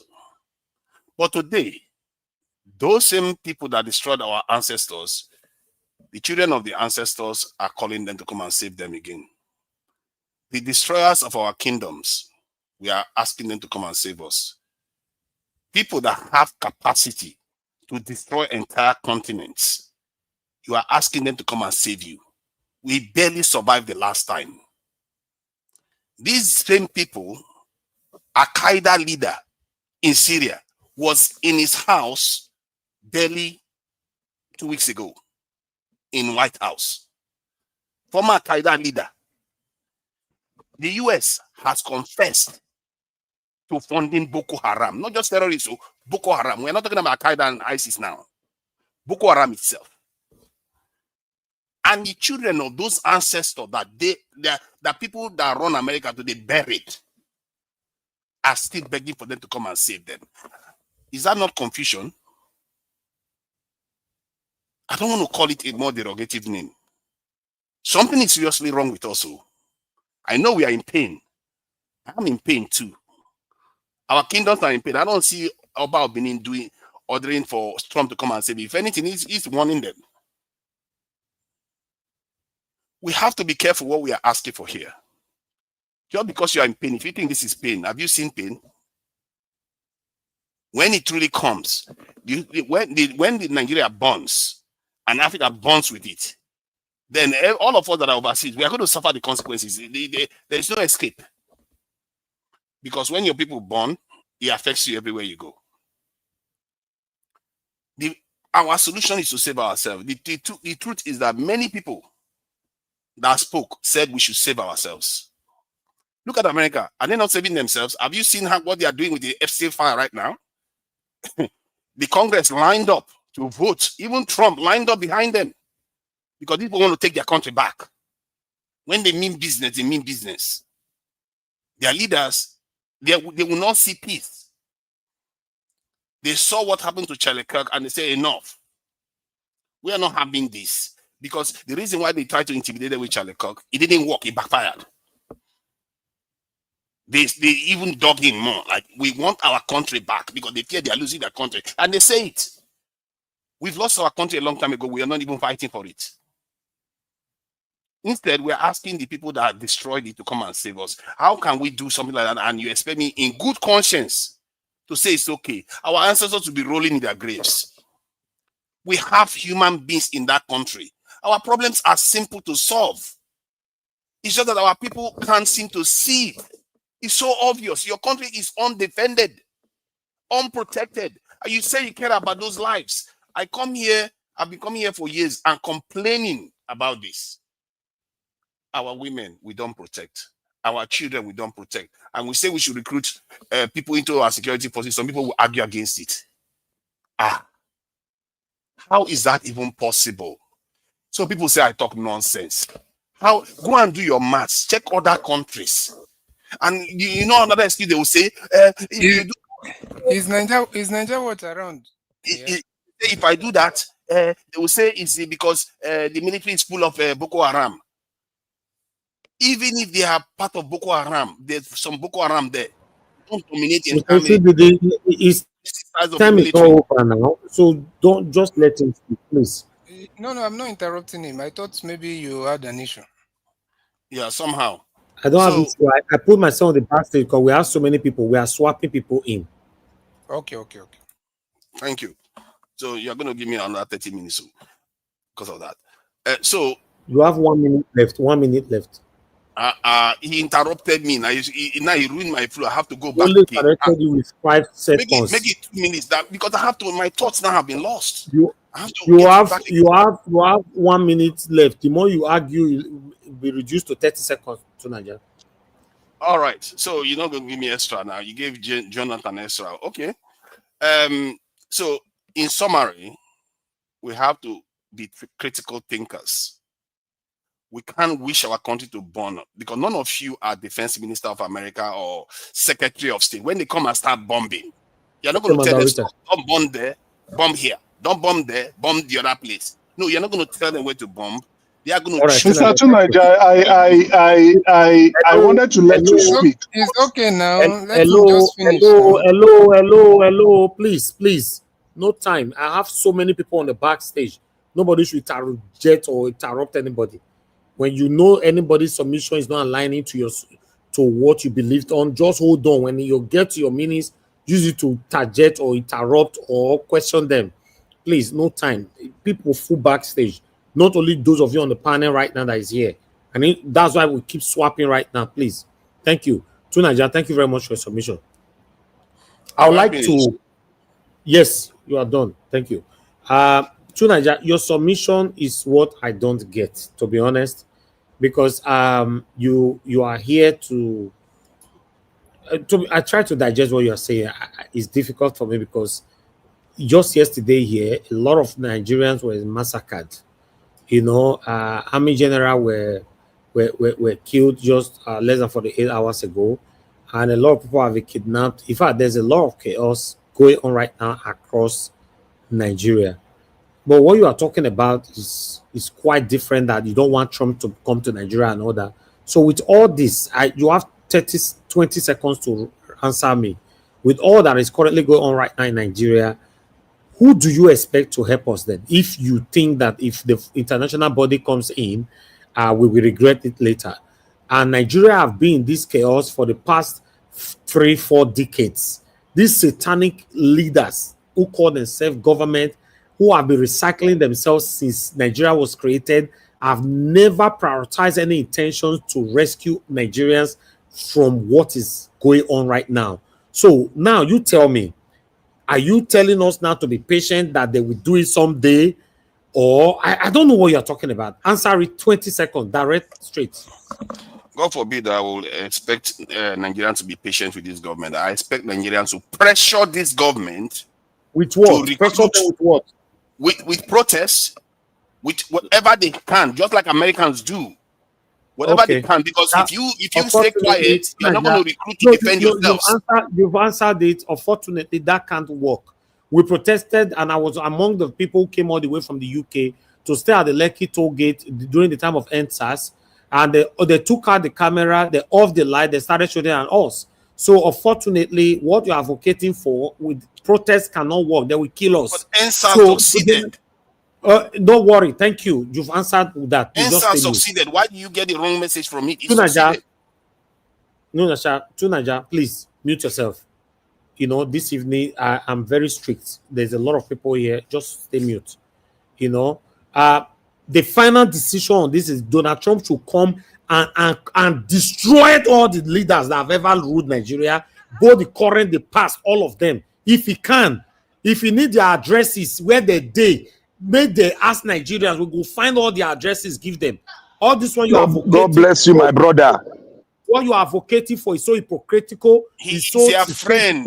and it You cannot hand power work. over to You them know, again. The don't worry, criminals don't worry. Tunaja, stop talking. Tunaja, stop talking and go back to your country. Just mute yourself. Don't worry. Let it destroy them first. Let us regret it later. Don't worry. Don't worry about our them. worry. That's the problem. He won't destroy them. Okay, let it destroy anything you want to destroy Nigeria. Don't worry. The destruction we see right now can never be worse than what Donald Trump will do. Thank you very much. God bless you. I'd like us to move on to the next person, which is according to what we have here, Mr. CBD. Your time starts now. Good evening to you, sir. 8 minutes. Yes, good evening. Thank you so much, Mr. Ninja Watch and everyone on the panel, the Mama Diaspora, you know. Well, I've also commend our panelists for not interrupting the man that just spoke. And, you know, with all the trying to trigger people and, you know, we should have just degenerated the way, you know, the intention is. But let me just quickly say this. Let me read this thing, this part from, this is just a simple Google search. The 1804 jihad led by Usman Danfodio against the Hausa rulers is now in what is now northern Nigeria. Danfodio, a Fulani Islamic scholar, launched this religious war for Islamic reform, which was prompted by persecution from his former students, Yunfa of Gober. His successful campaign resulted in the overthrow of the Hausa kingdoms and the establishment of the Sokoto Caliphate, a large empire that incorporated many of the former Hausa territories and was based on Islamic law and principles. The Caliphate was eventually defeated by the British in 1903, and its territory became part of the modern northern Nigeria. All right, this is just a simple Google search. You know, many of our people don't study some of these things. Some of us know. It's just a short story I want to say, very short. You see, when these guys, when this Sokoto Caliphate, when they started their whole thing, the idea was to gain territories and take lands. And they did that up until they even got to the middle belt, what we have. But they never, for some reason, because of pressure and because of, it would have been so glaring for everyone to see, they stopped. And now they devised a new means, which is they had to play the long game. And it's not just like the whole Fulani people are colluding to do this thing. Obviously, we know it's some of their political elites that subscribe to this ideology of Usman Danfodio. So they believe that they must conquer those territories because they've already conquered the Hausa kingdoms. They are the one that said it. You know, if they disagree with Wikipedia, I'm sure they would have looked for a way to edit all those things out. But they left it there because that's the truth. And that's why you have emirates everywhere, emir of even Kwara has emir. Now, when they also discovered that they have, to them they saw the Igbos as competition because they felt like, okay, they are nomads. They saw the Igbos as more of a business or economic kind of nomads. Them, they are more, some of them are more like land grabbers, kind of trying to establish kingdoms, and they needed territories. That's what they're trying to take. So they had to, do a psychological kind of war against the Igbo people first by trying to instigate the entire country against them by telling them these people are this and that.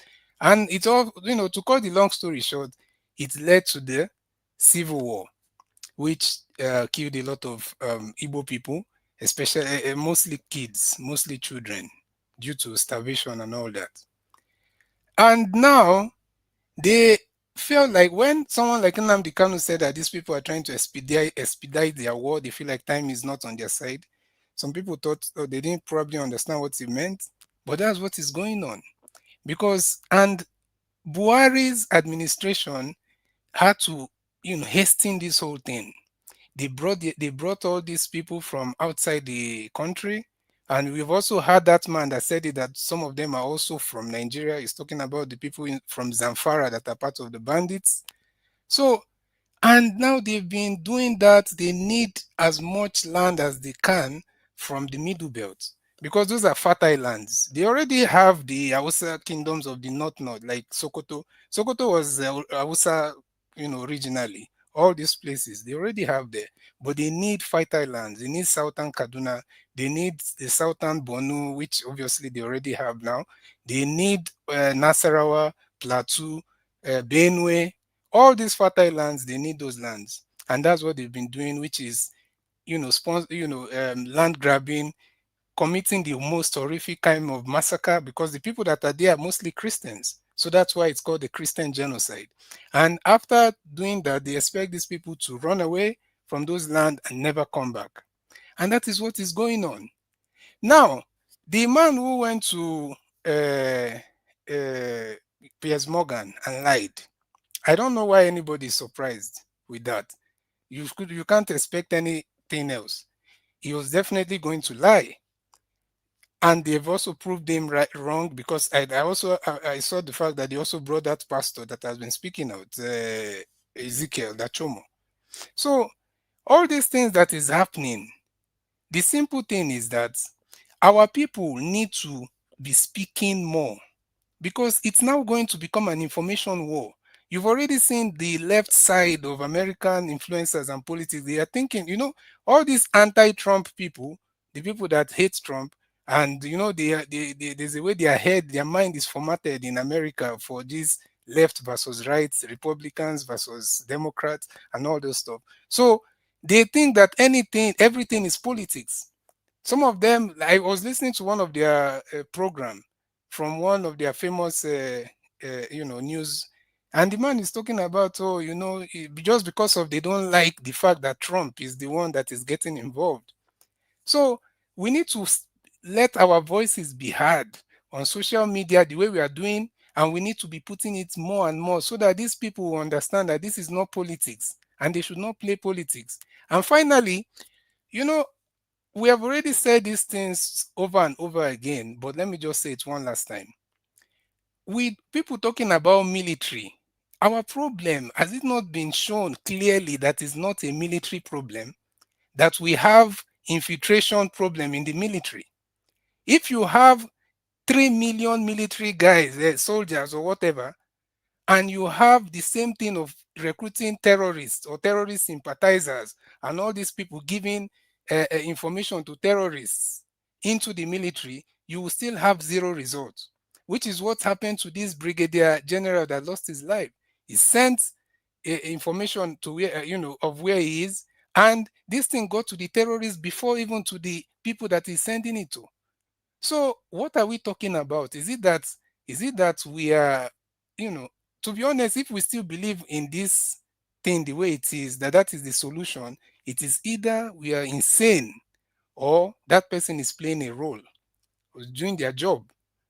So I don't know why we are still talking about that, but obviously, that is probably just a way to degenerate our conversation here. Let me stop there for now. Thank you, Mr. Ninja Watch.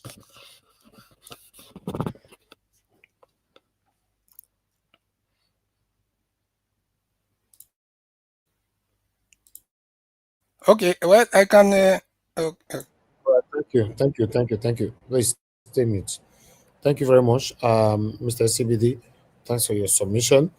All right. I know say they come from backstage, so before I get here, they takes at least 78 years. All right, let me move on to the people we never talk. Which the next person now is Oga F. Emmanuel. So before Abdul Malik. But yeah, F. Emmanuel, good evening to you, sir. Hey, my big brother, the halo, longest time. Can you hear me? Can you hear me? Yes, yes. Yeah, yes, sir. Yes, sir. I don't put myself on backstage. That make me know if you talk. Thank you, sir. Okay. No worries. Yeah, I want to greet everyone on the panel. Thank you so much for the wonderful contributions. Also want to greet Mommy Diaspora. Mommy, we greet you. Thank you for the wonderful work you're doing. Well, I wouldn't want to bore you with much words. This time around, I just want to, consolidate on all the other statements that have been made earlier. The thing is, just like Patrick Obayabon said, he said what is happening in Nigeria right now is visible to the blind and audible to the deaf. So there's no hiding place right now. It is obvious Nigeria is in comatose, is in the state that if not rescued, if not helped, I don't know what will happen in the next few days or few weeks or few months. Nothing right now is guaranteed. Everything has been politicized, even when it's so clear, even when it's so obvious. So it's unfortunate we find ourselves in this kind of situation. And the worst part of it is our media are not really telling us the truth. Thank God for social media. Otherwise, some of the information we are privileged to get today, we wouldn't have been able to know what is happening. Thank God for social media, sincerely. So what I will say in summary, I don't like talking for too long. our Christian people, our Christian body, the churches. I'm speaking to CAN leadership right now. If CAN leadership can give a directive with immediate alacrity that all the churches across 36 states or the federation should shut down. We have prayed enough. We have fasted enough. It is time to shut those churches down for the next 30 days and come out in protest. Faith without work is dead. After you have prayed, you have fasted, demonstrate your concern to the government. Let the whole world see it, that all the churches have been shut down across board, and protest. You need to be alive first before you serve God. A dead man cannot serve God. So shut all the bloody churches, those that are doing projects, those that are building mega churches, shut them down and go on the street and tell the government that this must stop. It's not difficult. I'm talking about the Christians because that is what is everywhere. In as much as I know that even the Muslims, some of them are being affected, but the Christians should arise and shut the bloody churches and stop gathering people.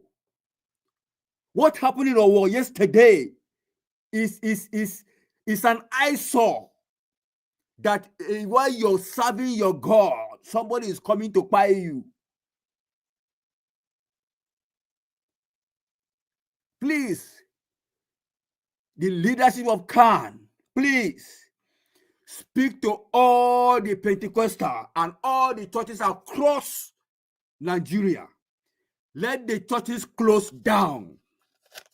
No more prayer, no more fasting. The only thing that we know right now is to get on the street and speak to government. Let them know that we are serious. If they pay everybody, who will worship the church? Who will serve in the church? Who will go get to the church? Nobody.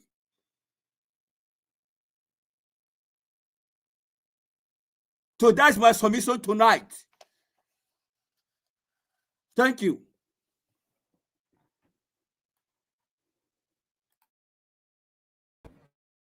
All right. I got F. Emmanuel. God bless you, sir. Thank you very much for your submission. It's good that you came in to put your voice to this. Everybody needs to speak. I appreciate you, sir. Okay, Abdul Malik, like you talk to us, and our Gym Nature, get ready. Mr. Dua, get ready. Abdul Malik, you have the floor, sir. Good evening to you. Yeah, good evening, Mr. Nigeria Watch. Yes, sir. Good evening, everybody in Nigeria. Good evening, panelists. You see, Nigeria is just like every day we are seeing the same thing, and there is, we know the solution, but we don't get the answer. This government, they are the sponsor of the terrorists. That is the reason why they cannot prove, they cannot name the sponsoring of the terrorists, because EAU, they have already bring out the list. Those are the people. Okay, why can't you pronounce? Those are the people and go after them, because this is where they are getting their funds from. Because when you cut that tree, there will no there's no more funding of the terrorists in the country. They show you they are the one, they are the among. They are the one that cooperate and get organized and make sure Goodluck Jonathan get out from the office. This is what we are seeing after 10 years now. This is the karma. Yeah, karma is just come to them. Imagine when a brigadier, general brigadier, by you see, there is no, when protesters are protesting in the country, You will see police helicopter is patrolling through protester, right?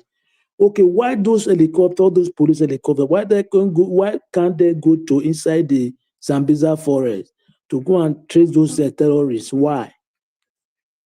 It shows you, it's clear they are the terrorists. It's less for the citizens to protest, peaceful protest. Let the government give them security.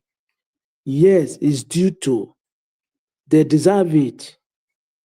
It's their right. It's not violence. Everybody in the country, let the country shut down. Let the government give them security. How many years? Look at what happened in the church. Look at that old woman. Old woman, many years old. Look at how that woman is running Tasketer. If you have a heart, imagine the president jet out, you're going to submit. People are dying in your country. You are going where? Where are you going to? And you know everything about what is going on. You can't do anything. Okay, why are you there? Somebody tell me it's not in command. I don't believe. How can you not be in command? You have what it takes to get all the information you need in the country. Yes. What happened in Oklahoma? He ordered me to there. In River State, the same thing.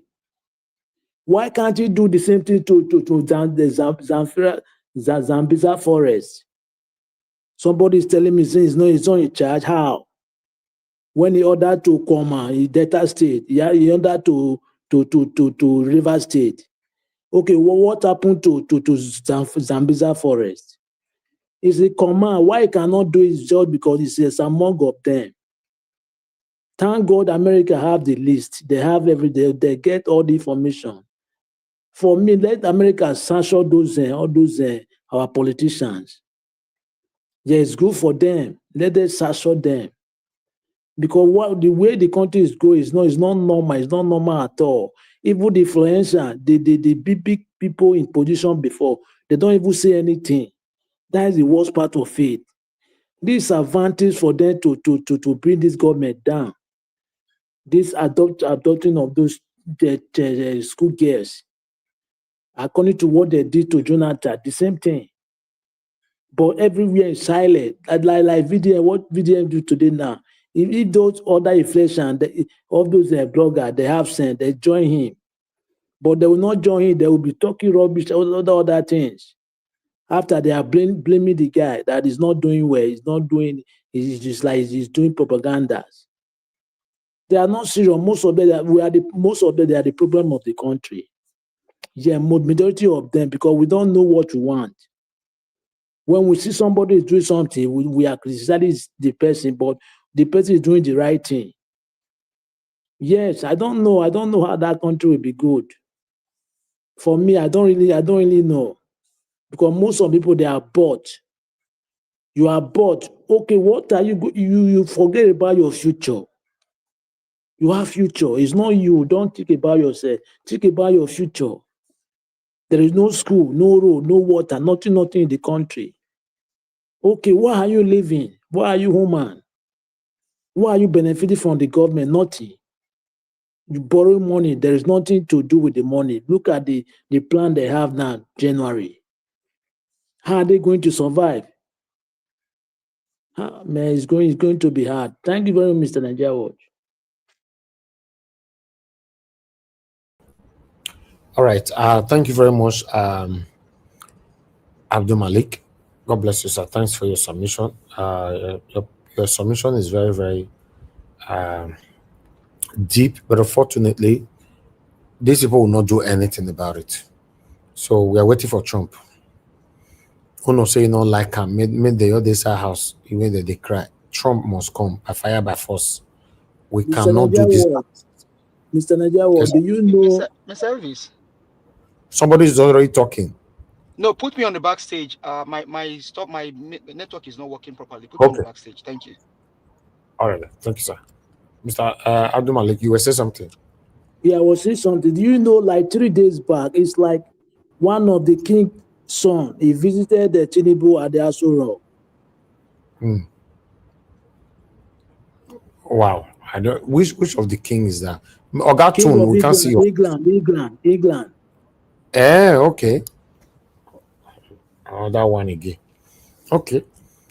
But meanwhile, Mr. Odoa, talk to us, sir. Good evening to you. Okay. Good evening, Mr. Rajawash. Thank you very Yes. much. Good evening, everyone in the panel. Thank you all. Good evening, Mommy Diaspora. Thank you, my God bless you. Good evening, commenters, listeners, and the viewers and the passerby. Well, I don't really have much to say. Please, I want to beg VDM. I really applaud him for this protest, but since the Nigeria churches fail to understand what is Christianity, I will like him to take this protest not to the assembly, not to the Senate or whatever. He should take it to churches, big churches, so that since they are sleeping, someone need to wake them up. Let this protest supposed not to be protest like our brother said that is coming. They are going to make it on the first. No, this protest supposed to happen just like the way NSAS happened. Anybody can just wake up tomorrow and say, take this protest, start this protest, take it to BB church. Like in the donor, I know Catholic at first is secular. I know at St. Paul. I know Mission Road. So whether Catholic, whether Anglican, if it is redeemed on next tomorrow is Friday, people can block that gate of redeem. Take this protest to them. That Lagos road. Mountain of fire there, they call the except mountain of fire since they did not know how to on fire on a Boko Haram. People should on fire on their head. So this protest, people need to take this protest to those business people who are calling themselves Christian, so that they will wake up. If they can take protest and go and block Oyota, and the people that does those things were pastors, and they are killing people every day, adopting, doing such of thing. Those pastors, they are still there collecting money, and those things they said they protest against was one. Now it's happening in their eyes times 10, but they do no longer see it. They become blind. They become what we don't call afoizu. That's your eye open, but you cannot see. Because if not, I will beg Sowore also to do same. Those who can take to even palace, take it to palace. Those who can take to mosque, take to mosque. Since the Muslims said they are killing them also, so the Muslims should also take to the mosque. So people should be on the street. I'm on my knee begging. So please, Naija Watch, if you can send this video to send this thing to VDM, he should take this protest now. Right from tomorrow, let him be taking it to churches around him. The BB churches, no. He should take it to them since they are sleeping, that they should wake up. VDM don't necessarily have to do that. Me, I can do it too. If when I say make I do on this Sunday, I'll go inside in my big church. One pastor, yes. I'll just from inside congregation. No, just carry the banner. Carry the banner. I will question them, disrupt the preaching. Why not? I can do it. So we need to take it to churches. So that, because this is, I said it yesterday, that the only what we make Donald Trump is hasting of these things. Because the Nigeria, any government that want to interfere in your country must want to do things with your government. And he give Nigeria government 90 days.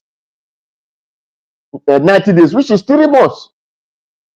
So that is why the other day they used start to give the terrorist group ammunition. They will tell you it is bad. No, there is not bandits. It is terrorists. People should not be calling them herdsmen or bandits. Just make sure that terrorists, whether they want to call them ISWAP, you don't care. You don't need to know any name they want to give them.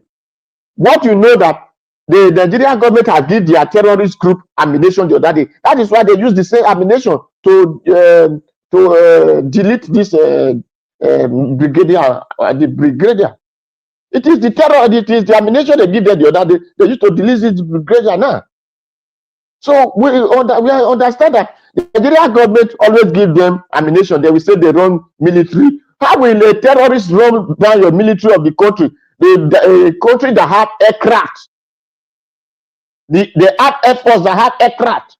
Then a terrorist that have machine, that is riding machine. You don't say they are running down the military. No, it is the government that are doing it. Those try to feed the hate. They in the military, they send them to one corner and say they are fighting war, they are fighting terrorism, and this that they use that to deal those one. Then they recruit the children of terrorists and into the military again. That's what we are doing. That's why I'm saying the certain people should wake up. Should not be saying Nigeria should wake up. No, when we are saying Nigeria should wake up, who is the Nigeria? The same terrorist that is destroying. You said, okay, look at that video. The governor said, is it from Zafara or whatever? He said the children we are born here, they know them. The governor said they know them, and that governor is not arrested, so that he should provide those terrorist children. People, since you know them, they were born there. And whether they born it inside your room or they born it outside another person matter. It doesn't matter. There is a terrorist. But the governor is still there as a governor. Look at he has the other video they show that a lawmaker will say discussing with bandit, and it's still a lawmaker. He's not arrested. But if it is in the certain part, they will arrest everybody, whether the goat, whether fowl, whether chick, lizard, whatever that work in that area, they will arrest everything. But you see lawmaker is discussing with enemy of the country, enemy of the people. And the lawmaker is still a lawmaker. And those people are still living freely. So automatically, the certain people, it is not time for we to take this protest to our people, for them to know that they are inside hot soup. It's just the mother is just waiting to eat the whatever he finds in the soup. So if we think Black Panther will say no, they are not coming, they cannot do it. They are doing it in Kogi now. Ododo, did you know how many people they have make emir in Kogi? They left Kogi. Okay, look, our brother said it's in Kwara. Before you know, it's in the door. It's not even in the door. It's in the door already. And the moment it completed, now we enter data. So our people, instead of our people to be seeing those things, they will be seeing Ichoma, Davido, with the Duwoko, this and that. Let us face reality. No, our people don't see it. They never take a beg because they have their ATM that is in abroad that they want to be deleting money from. So the Christians, please, Nigeria was, as you said, thank you. We will expect you to do that. Thank you very much.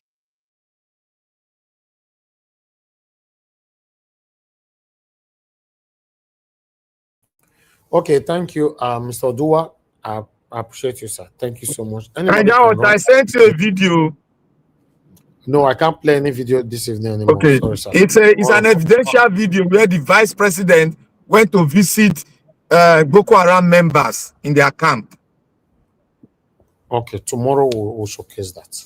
Yeah, that's a very, very important video, at least to clear the doubt from some people, if he really did. All right. I'd like us to move on because we have more people. Madam Rita, it's good to have you on the show. Thank you very much, man. Good evening to you. You have the floor. Talk to us. Thank you very much, Mr. Elvis. Good evening. And Lamihi to my lovely mother. And good evening to every person who's listening to me, and also to the panelists. I just feel very sad. I feel very sad. And this kind of travesty about the legitimacy of if Christians or Muslims or churches are being attacked is even more of an open wound, and it's like you're lacerating that wound and pouring salt and acid at the same time. Mr. Elvis, I don't know. Ever since I watched what happened in Kwara State, I can tell you that it's actually affecting my mental health, especially when I saw that aged Iye. She couldn't even run like the rest of the people. She was walking slowly as her power reached. Isn't that what we say?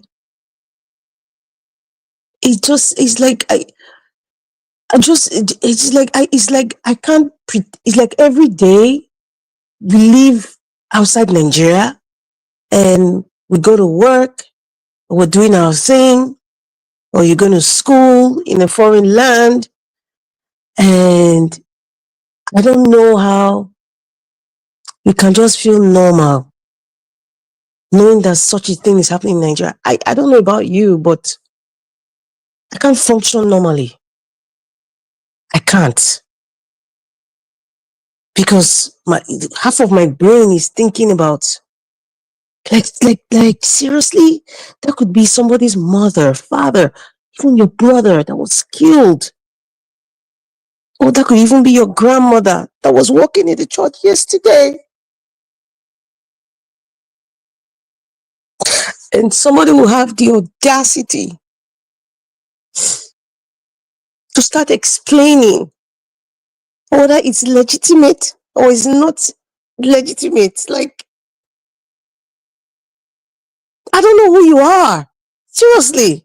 Where are you from? What happened to you? What happened to your senses? What happened? People are dying. People are dying. People are dying. People are that's what's people are dying. People are dying. People are being killed. Somebody's father is being killed. Somebody's mother is being killed. Somebody's child is being killed. Somebody's brother, somebody's sister is being killed or kidnapped just because it's not happening to you. That you feel that you have some sort of story or excuse to talk about it like it doesn't exist, or you're trying to minimize the severity of what is happening. What happened to you? What is wrong with you? People are being killed. Full stop. People are being killed. Full stop. People are being killed.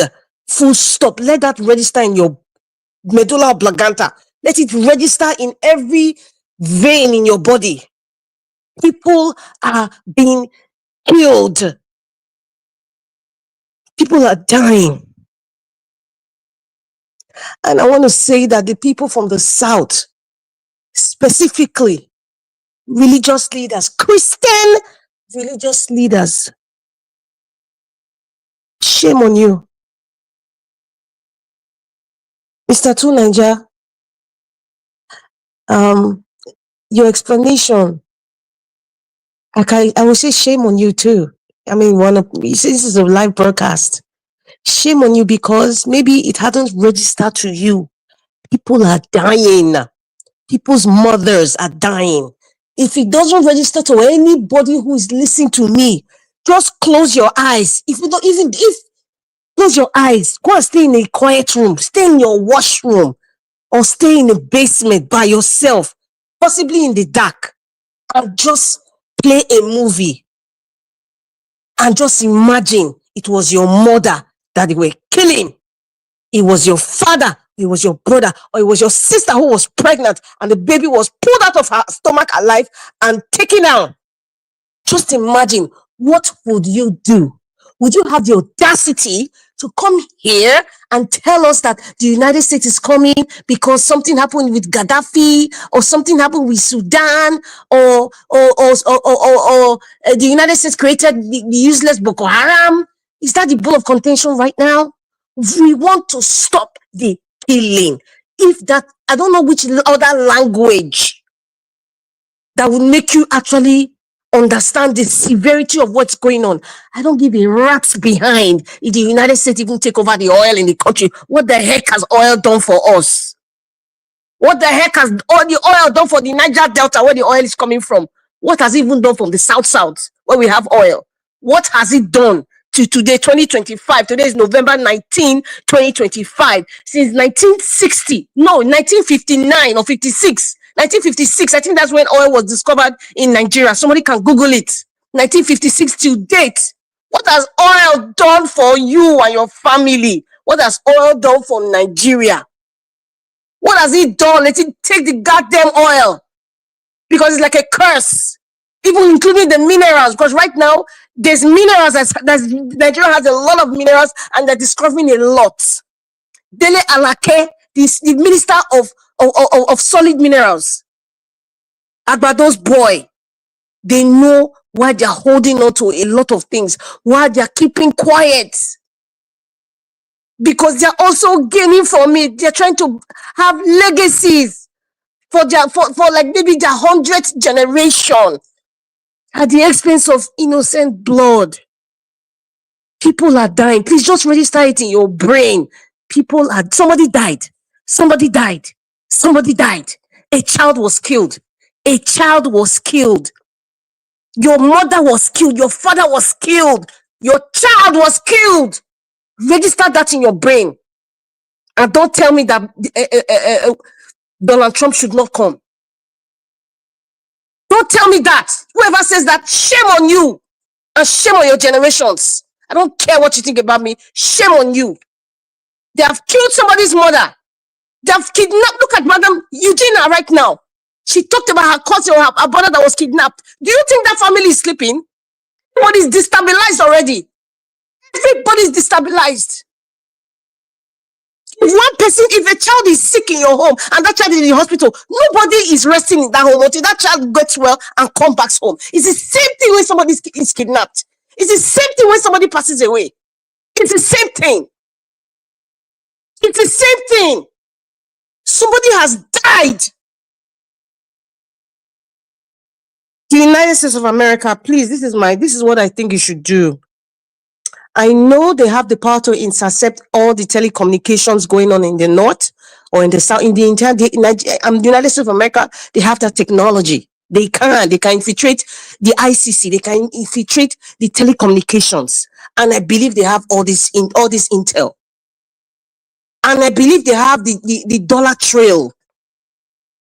They have the dollar trail, whether it's locally or internationally. They can get those details.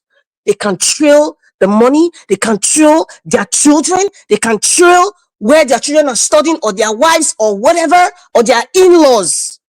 They can trail where the money is moving. They can trail where they are. Whether they want to use Interpol, I really don't care. Perhaps gather all, if maybe the United States is being quiet, maybe they're doing things that you and I don't know. But I'm just saying, trail all those things. Intercept every property, including their proxies abroad. You can trail it. The United States can do it. Even if you put a different person's name that owns one property, the United States can trail it. Trust me, they can. When they trail it to these people who are part of this terrorism in Nigeria, the United States, this is my advice. Do all your work. Trail all those things. Block every pathway for the perpetrators and also the supporters club. Yes, because I said the major problem in any society is when it comes to followership or even any social issue is followership. We have some disgruntled miscreants, some good-for-nothing children of perdition supporting satanic and evil politicians. May God not forgive you. I repeat, may God not just you.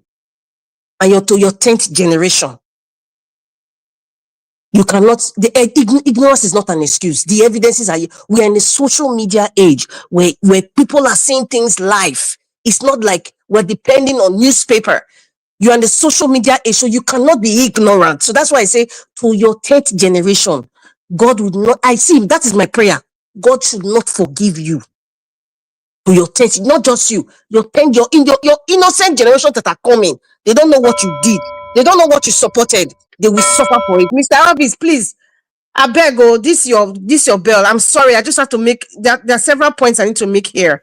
Well, let me No, just you say, don't. because of the respect for the room, Your minutes is already exhausted. is already exhausted. Okay, maybe Yeah. I'll come back. It's even good now because I need to drink some because I'm really emotional right now.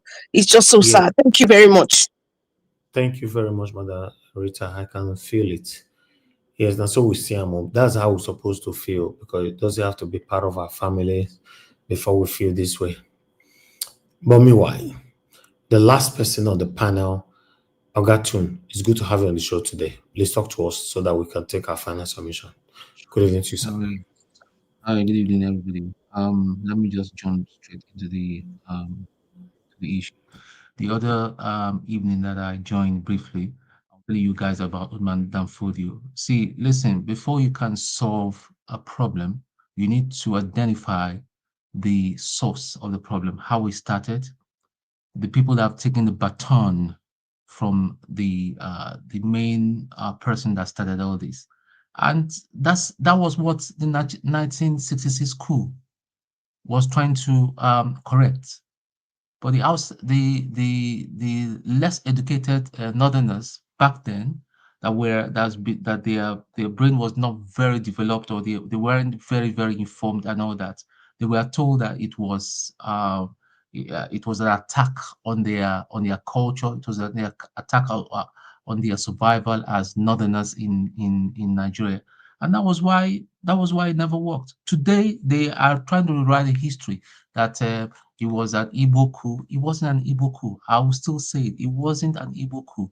These are gallant officers that saw what was going to come, what was developing with all the corruption within our polity, and they decided to take out the head, the main people. And I'm sorry, that's just the truth. But are they going to say the truth? No. When you say the truth, you'll be shut down. You'll be shut down. All the problem that was going to be, if all the problems or even 50% of the problem was addressed in the 60s with that coup and all that, it's all our problem will have not developed a Hydra head.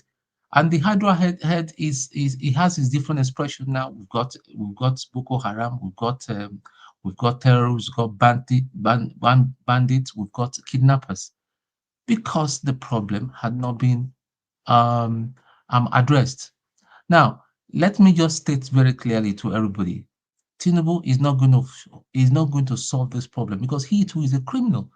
He rigged the election. And came on. Now he's got the power. He doesn't even know what to do with it. All he has ever achieved since taking over power, it's just loans and junketing throughout the world, just flying around. But he's going to come to his footstep very soon. See, these guys will soon start shooting planes down. Go and record that. They are going to hit town, because there's the first phase of all their plans are the villages and all that. By the time they hit town, listen, have you ever seen those terrorists, the kind of gun they carry? And look at the Nigerian soldiers, the kind of gun that we carry. Our soldiers stands no chance. Is it Tinubu? Yeah, I think it was Tinubu, or is it Akpabio that was calling for 100,000 people to be recruited? Who are you going to recruit?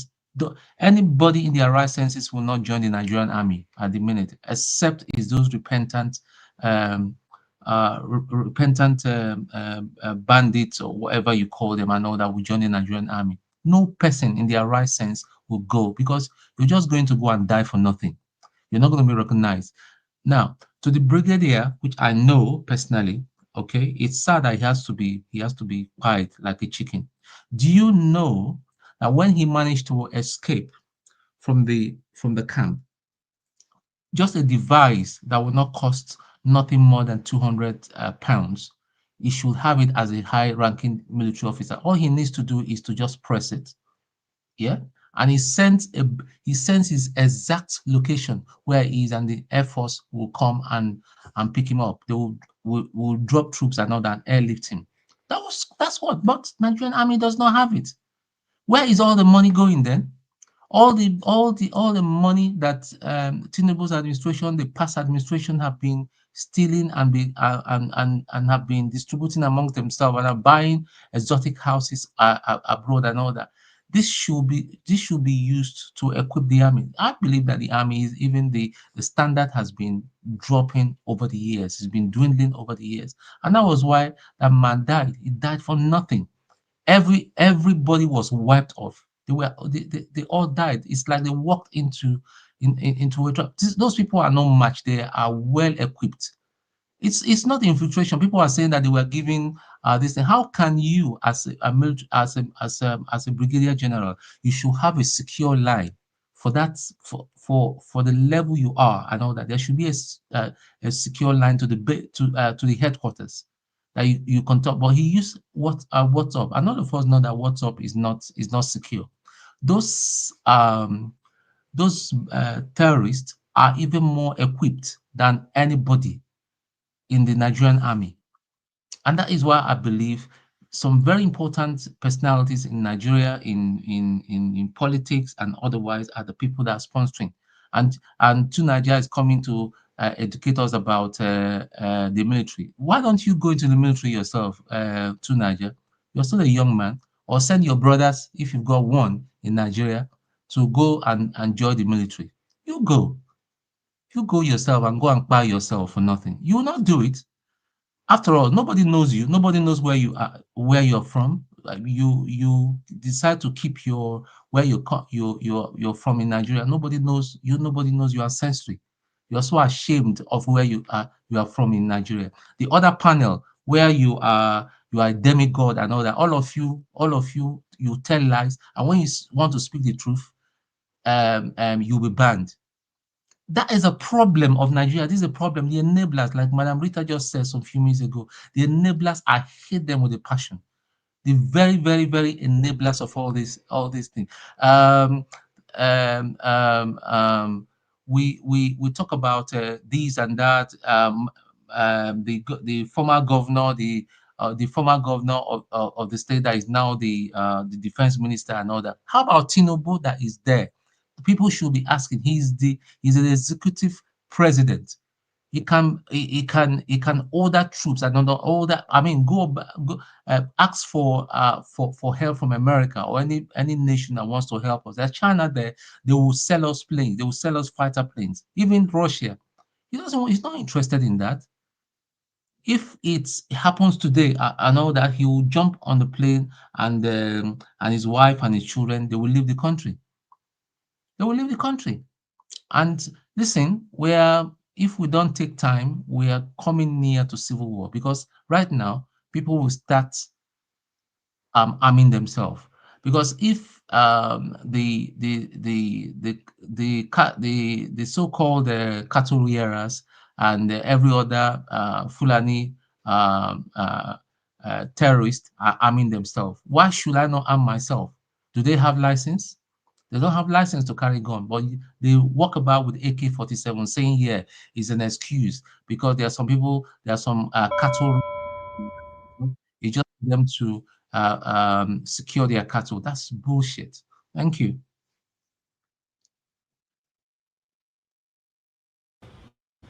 All right. Thank you very much, Ogatun. It's good to have you on the show. Okay, I want to thank every one of you for your time with us, and God bless you. Now we're already 4 hours here. We're going to have our final submission now. At least everybody have poured out their concern, over what is affecting us now. But before that, I'd like to quickly appreciate those of you who supported us on the panel. Mr. Joseph Oji, thank you very much, sir. Thank you, EJ Dima, Peggy Mondi, and Kisle Geraki. I'm very, very grateful. Okay, let's go all the way from the beginning again, which is okay, I'm not even sure. Okay, it was Black Panther. Black Panther, you were the first, right? Yeah, yeah, you were the first. Talk to us. 2 minutes. Thank you very much. I'll use this my Thank 2 you, my brother. minutes to thank everyone. Ogaton, may God bless you, sir. Thank you for standing your ground, because standing on your ground, that is what will make the thing strong, and the people will be free when they get informations. Thank you very much. I want to thank Madam Rita. Thank everyone that has spoken. We need to start speaking because we have problems with the intellectuals in Nigeria. We have issues with the pastor religious bodies in Nigeria. Thank God we have all been exonerated, that the genocide wasn't fake. But should we go through this riot to see and watch an example how our people be maimed down, our own fellow citizen? It is disgusting when I see a top general who was trained with the taxpayers' money to the highest level in military cadre, and now executed in front of the whole world. And somebody here is saying you should go and recruit. When we have technology that can take these people within 40, 30 days, they are taken down.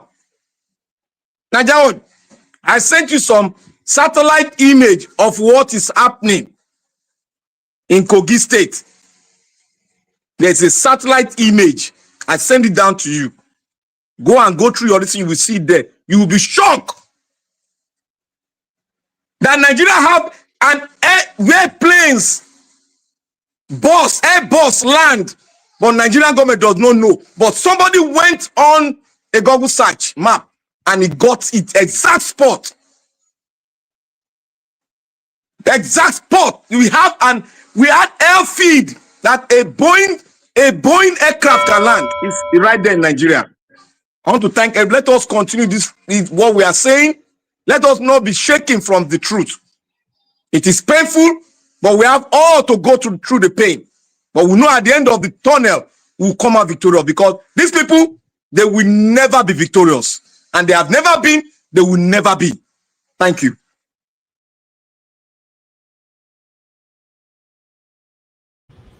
All right, thank you, my brother. Thank you, Black Panther. I appreciate you.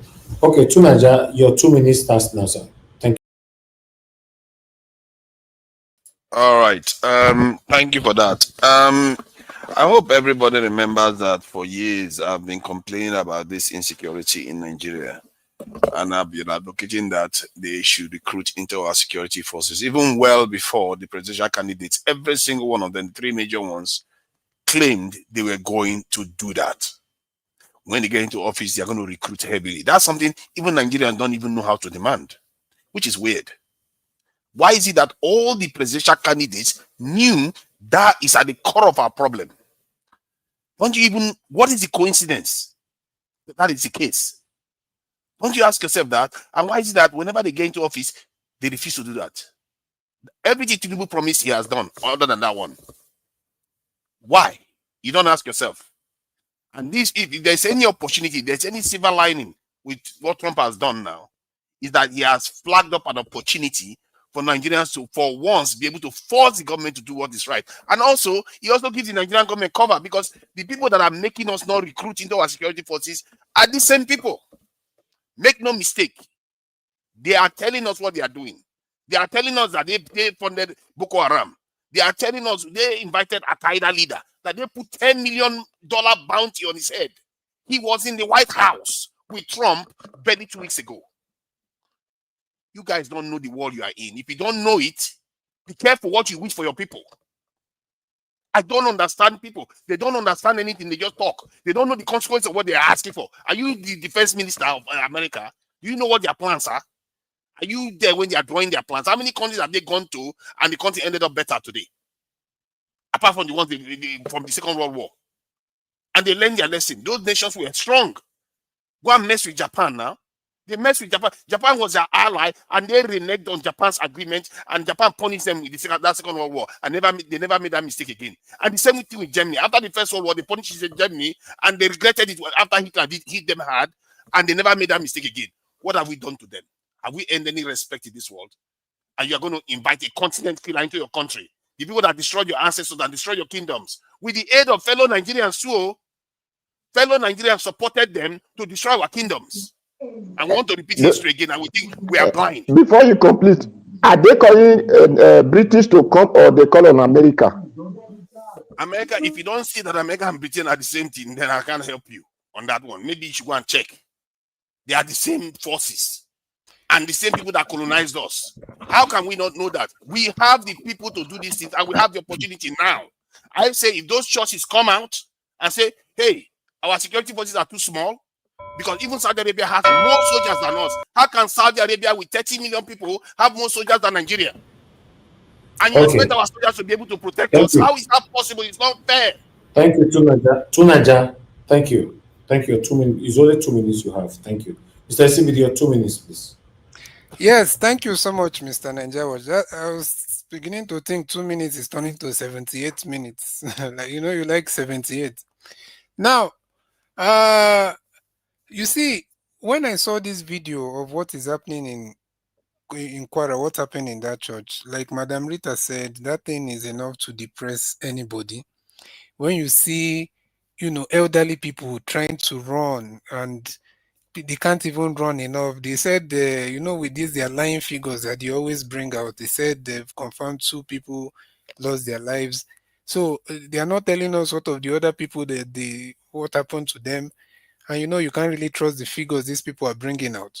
So this thing is happening. Somebody was speaking earlier and he said that they are now reaching the West. But they've been in the West all this time. How did they reach to Ondo and did what they did in the church?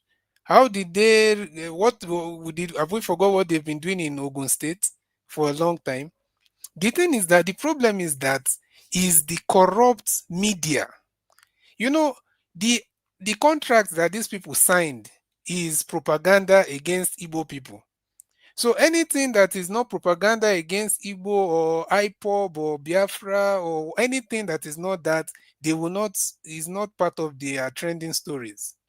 So they will be keeping quiet their prime stations, Yoruba journalist stations. Not all Yoruba journalists are, after all, Rufai is one of the Yoruba journalists, but we know that a large portion of them, like channels, they can't tell you all this. What we hear is Chinwo Okimbalo is saying, yeah, Honorable Minister, what are you saying?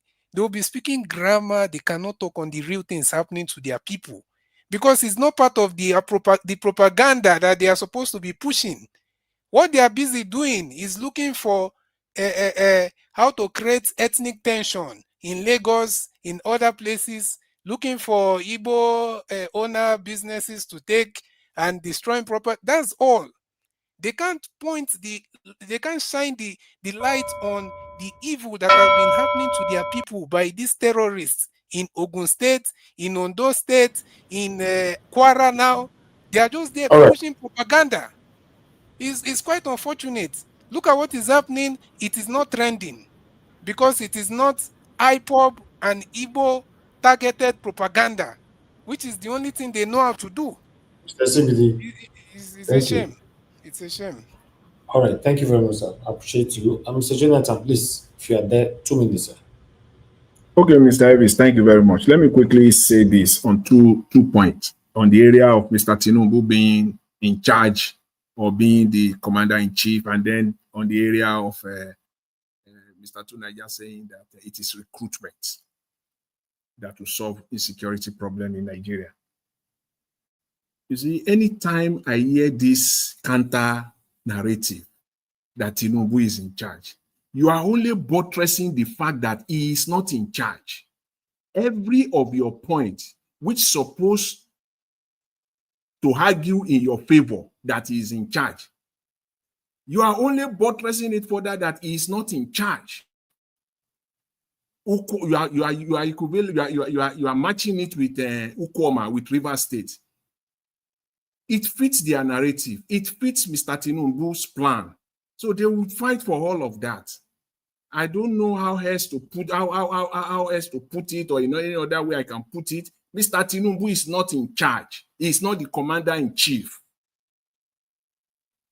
With respect to the issue of Nigeria recruiting additional police force, again, we've heard all this boogaboo, these false equivalencies. Today, I heard another one, Saudi Arabia military. Saudi Arabia, if they want to get 10,000 F-16 today, so be it for Saudi Arabia. They need it.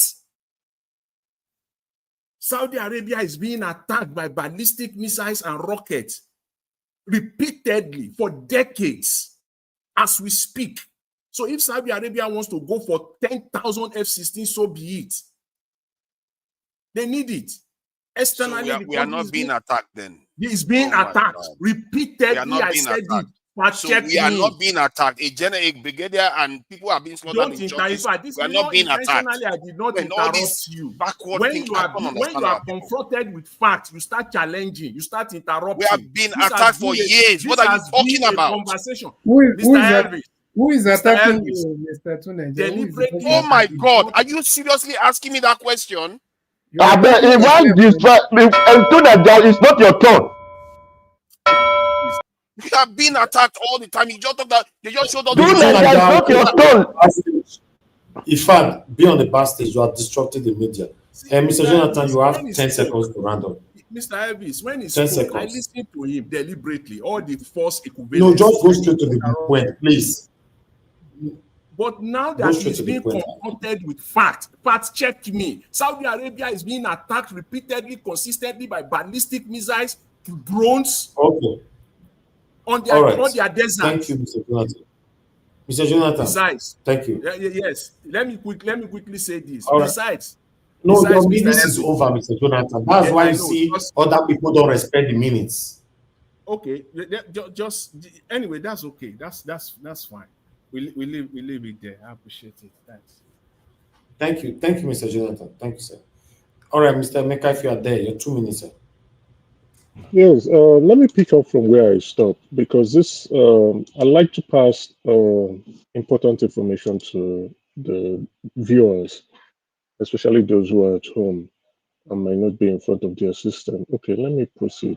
May 14th, 2014. US will not share military intelligence with Nigeria. Sensitive data will not be shared with Nigerian officials amid concerns that their ranks have been infiltrated by Boko Haram. Yes. October 29th, 2025. How repentant Boko Haram members leak Nigerian army movement armory to terrorists. Soldiers revealed. Borno governor accuses army of sabotage in Boko Haram war. So, like I said, I'm researching this stuff. These are just snippets, right? So I can detail my personal report, maybe for the enjoyment of the viewers when I have the time. I have concluded what I'm looking at. My earlier submission was Tinubu administration is responsible for insecurity and insurgency in Nigeria. My closing remark is the military has a direct hand in insecurity in Nigeria.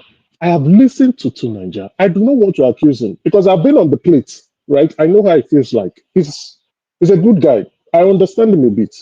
But then he's saying, oh, we do not want foreign interference into our sovereignty. We do not want foreign military coming in because history has shown that they go in, they destabilize places and the rest. But your domestic military individuals are profiting directly from the insurgency. So how do you juxtapose this? If 16 years is not enough for you to see that these people have failed and there will be continuous failure, please Elvis, let me land this point and kill this once and for all, please. I beg your pardon. I beg your pardon. The Nigerian, since 2014, the US have said Boko Haram has infiltrated the military. Jonathan, the president there, said there is Boko Haram in my government. So to Nigeria, please, I think you should end this argument. Please, I beg of you. We cannot trust the Nigerian military to solve this Boko Haram issues or this terrorism issue. It is a dead and forgotten matter. We need foreign interference. We need foreign military to come in, a US-led coalition to come in and resolve this problem. Like what Elvis has said, let them solve it and let us regret later. Thank you. Good night, everyone. All right, thank you. You know, me too, Nigeria, they argue with yourself there. If I were you, you go on your platform and be shouting there. They kept calling me out. No, just if you we are ending this one and you on your platform and shout there, everybody will listen to you there. Not here you be giving a submission that is not aligned, a submission that belongs to you. That's all you're interested in. Supporters. Debate and let's debate it now so that let's see whether they have any leg to stand on. Debate and argument. That's all you think this is. You think that's what it's all about. Let me call on the next person to speak, please. You know,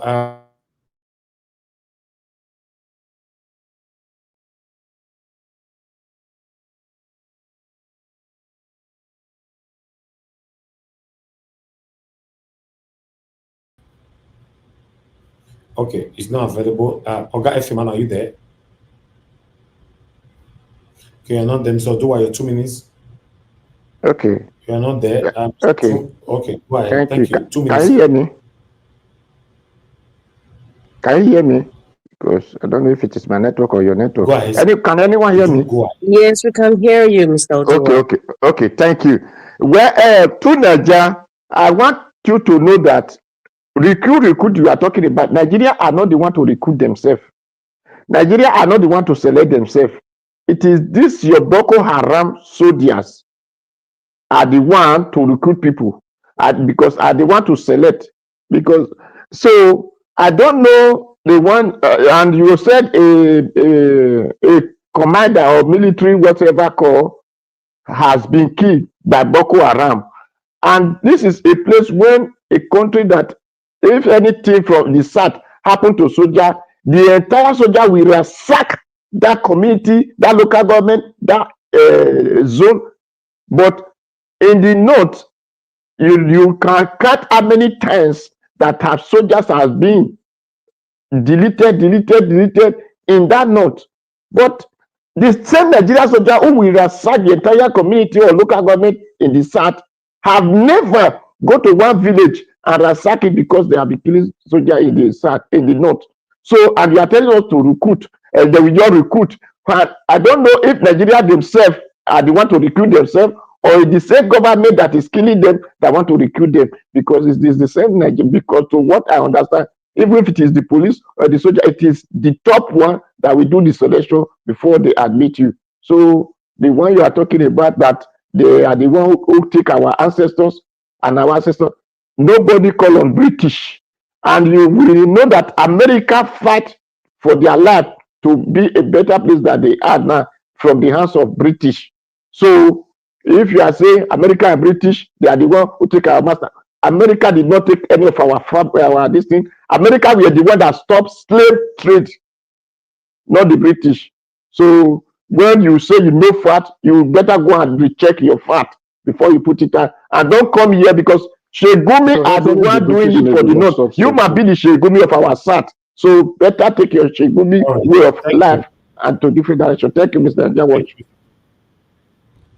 All right, thank you. I would like us to move on now.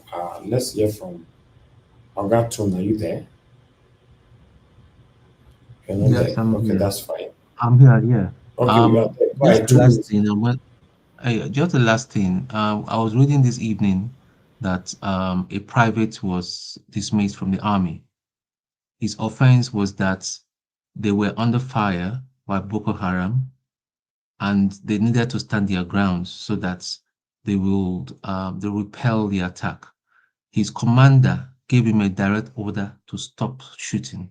He ignored the commander because he wanted to protect himself and protect his his colleagues, and that was why he was sacked. You guys think about that. You think very, very hard about that. Thank you. Since Tinubu is keeping quiet, he has never made any comment about what is happening. You think about that. Somebody said we should go and picket the churches. It's good, but how about our celebrities? How about other people that have very big they have a very big Platforms. audience, followership. An American that has nothing to do with Nigeria. What's that her name? The rapper that went to United Nations today. To was it yesterday or today to talk about the? But yet we'll be talking about the video. We'll be talking about Burna Boy. These are the people that we should be calling out. These are Nicki people that Minaj. we're not buying their album anymore. We're not listening to their music because they are all hypocrites. These are the kind of people, the people that have big forum that should be highlighting what is happening in Nigeria. But because they want to stand on the fence, they don't want to offend anybody. Yeah, all of them has got houses in Banana Island and all that. Man, when this thing starts, you go touch them all. Thank you and good evening, everybody. Good night. All right. Ogatu, thank you, sir, for calling out this satanic set of people who call themselves celebrities. God bless you. Thank you very much. Okay, Madam Rita, you have the floor. 2 minutes, ma'am. Yes, thank you very much. Yeah, speaking about, I just want to make a correction here because this is an educative program.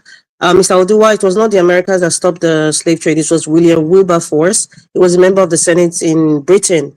He was the one who championed that, and it spread up to the United States, and that's how slavery was stopped. So it was not by an American. It started just like Anthony Enahoro wanted the independence of Nigeria. William Wilberforce was the one who championed that stopping of slave trade. Moving along, speaking about Nicki Minaj and celebrities, Nicki Minaj deactivated her account, her Instagram account, and guess how many followers she had? She had 208 million. I repeat, 208 million followers. Just imagine, that's a combination of a lot of countries. You can do the math. A lot of countries following one person. She deactivated it, and I'm so proud of her that she came to the United Nations to talk about the scourge that's going on in Nigeria. I'm so proud of her. I'm not a follower of her. I don't listen to her music, but what do you mean by deactivated? Please, what do you mean by that? Like I know Reactivated. I think it's reactivated. No, I said deactivated. She's a long time. She deactivated her Instagram account. She's just on X right now. That's okay. Yeah. Oh, so anyway, she removed her account on Instagram. She removed her account. No need for argument for this, please. Exactly. Yeah. It's not important. My time. Mr. Elvis, it's not argument. It's clarification to understand what she says. It's not argument. I said deactivate. Okay, sir. Okay. Because everybody was at the same time. Okay, that's fine. Okay, sir. Yeah. Finally, there are two major things I want to say. I'm speaking so fast. Usman Danfodio ideology. I think right now in this modern day and age, the Usman Danfodio ideology has been overridden with greed and the quest for power and control. It is intertwined in this quest. This Usman Danfodio ideology, it has been intertwined and is part of our political system. The man from Bodlo would not speak. Obviously, he's not in control. If you have a brigadier general being taken down, and this young man who has been dismissed from the army, and it's not in control. And the last part, sorry, Mr. Elvis, Pa Debanjo said something in January of 2023. He said, if Peter Obi is not being made president, Nigeria is gone. And he said he would, when he's in his grave, he's going to have peace and he's going to be happy. But if you don't vote Peter Obi, and really, let's be honest, Nigeria's gone. Nigeria as a nation, as a country that we know, is done. It's gone forever. Thank you. Donald Trump, we are waiting. Japan, anybody, please, we are waiting. Thank you. Thank you. All right, thank you, everyone. Black Panther, your 2 minutes, please. No, I don't speak. I don't speak. All right, I don't speak now. Okay. Thank you so much. Okay, don't speak up. Okay, good. Thank you. All right. Let me thank every one of you that came to the panel from beginning to the end. The panel is full, and people stay on the backstage. It's crazy. All right. the fact is that I'm very happy that everybody came in to put their voices to this. You know, in Benin language, we normally they talk and say, when cry reach, I don't know how they talk about Benin, but I know what it mean. When cry reach foul hand, both the people will get time, all of them will fall down. Exactly. Yes. When cry reach foul hand, both the one way people, the owner and all of them will follow and cry. Now we do here today. So, which is very, very important. My final submission here is that Trump should come and rescue Nigeria. Whatever that will happen after Trump comes, I'm not interested because Nigeria is not working right now. A country where you are living, you are not even sure of the kind of life you are living. No security, no light, no road, nothing at all is working. Then one person will be saying that we shouldn't be calling an international body. We will regret it later. We should put the government under pressure. Under which pressure? Which pressure? We should put them under pressure inside our room? No, we need them. Let them come. You know, I thought maybe the announcement from Donald Trump, because for me, I just thought they might not come. Because maybe after the announcement, Tinubu will do the right thing or the government will do the right. Unfortunately, the worst is happening now. So we just hope that Trump keep to his word and come and rescue us in Nigeria. Nothing is happening. Nigeria is captured. But I appreciate every one of you right there. Thank you very much for your time with us, my people. And God bless you. And tomorrow we'll continue again from where we stop. I want to appreciate every one of you that came into the panel today. Mr. Jonathan, Mr. Emeka, Oga FM, Madam Rita, Mr. Odua, Oga CBD, Black Panther, my brother, Mr. Tunaja, give us a mandate, Abdul Malik, Mr. Paul, and many others. And God will bless our people. You know, I appreciate those of you that called into the show. Thank you very much, Mother Deborah, and many others. And those of you that supported the panel, or rather the channel, thank you very much once again. Kiss the Gera him and a peg Monday, Jedima, and Mr. Joseph Oji. I'm very, very grateful. Why my people in the comment section, Mother for Mom Diaspora, thank you very much, Mommy. I appreciate you. Thanks for all that you do for us here. Abo Azim, my brother, I appreciate you. Thanks for all that you do. Thank you, Love Manduka, Mother Peggy Monday, Mother Stella, Masame, Lara Waju. It's you all right there. Yeah, thank you very much, Love Manduka, once again, to Niger, Ushena, Jaja. Thank you. Now, plenty for that. Ebuka John, Kerry Bay, Sendam, and many others. All right. Permit me to end the show right now, guys. I'll see you guys again later on. We've crossed 12 o'clock here now already from Lagos. I'll see you guys later on by 7 p.m. Nigerian time by God's grace. If we can, we'll put out a pre-recorded video for you during the day. Guys, help us to press on the like before you leave and help us to share this broadcast. And God bless all of us. Good night and bye. So many times that I'm thankful for the opportunity to perhaps explain it so that the idiots who have continued to assume that I have broken my word would be clear.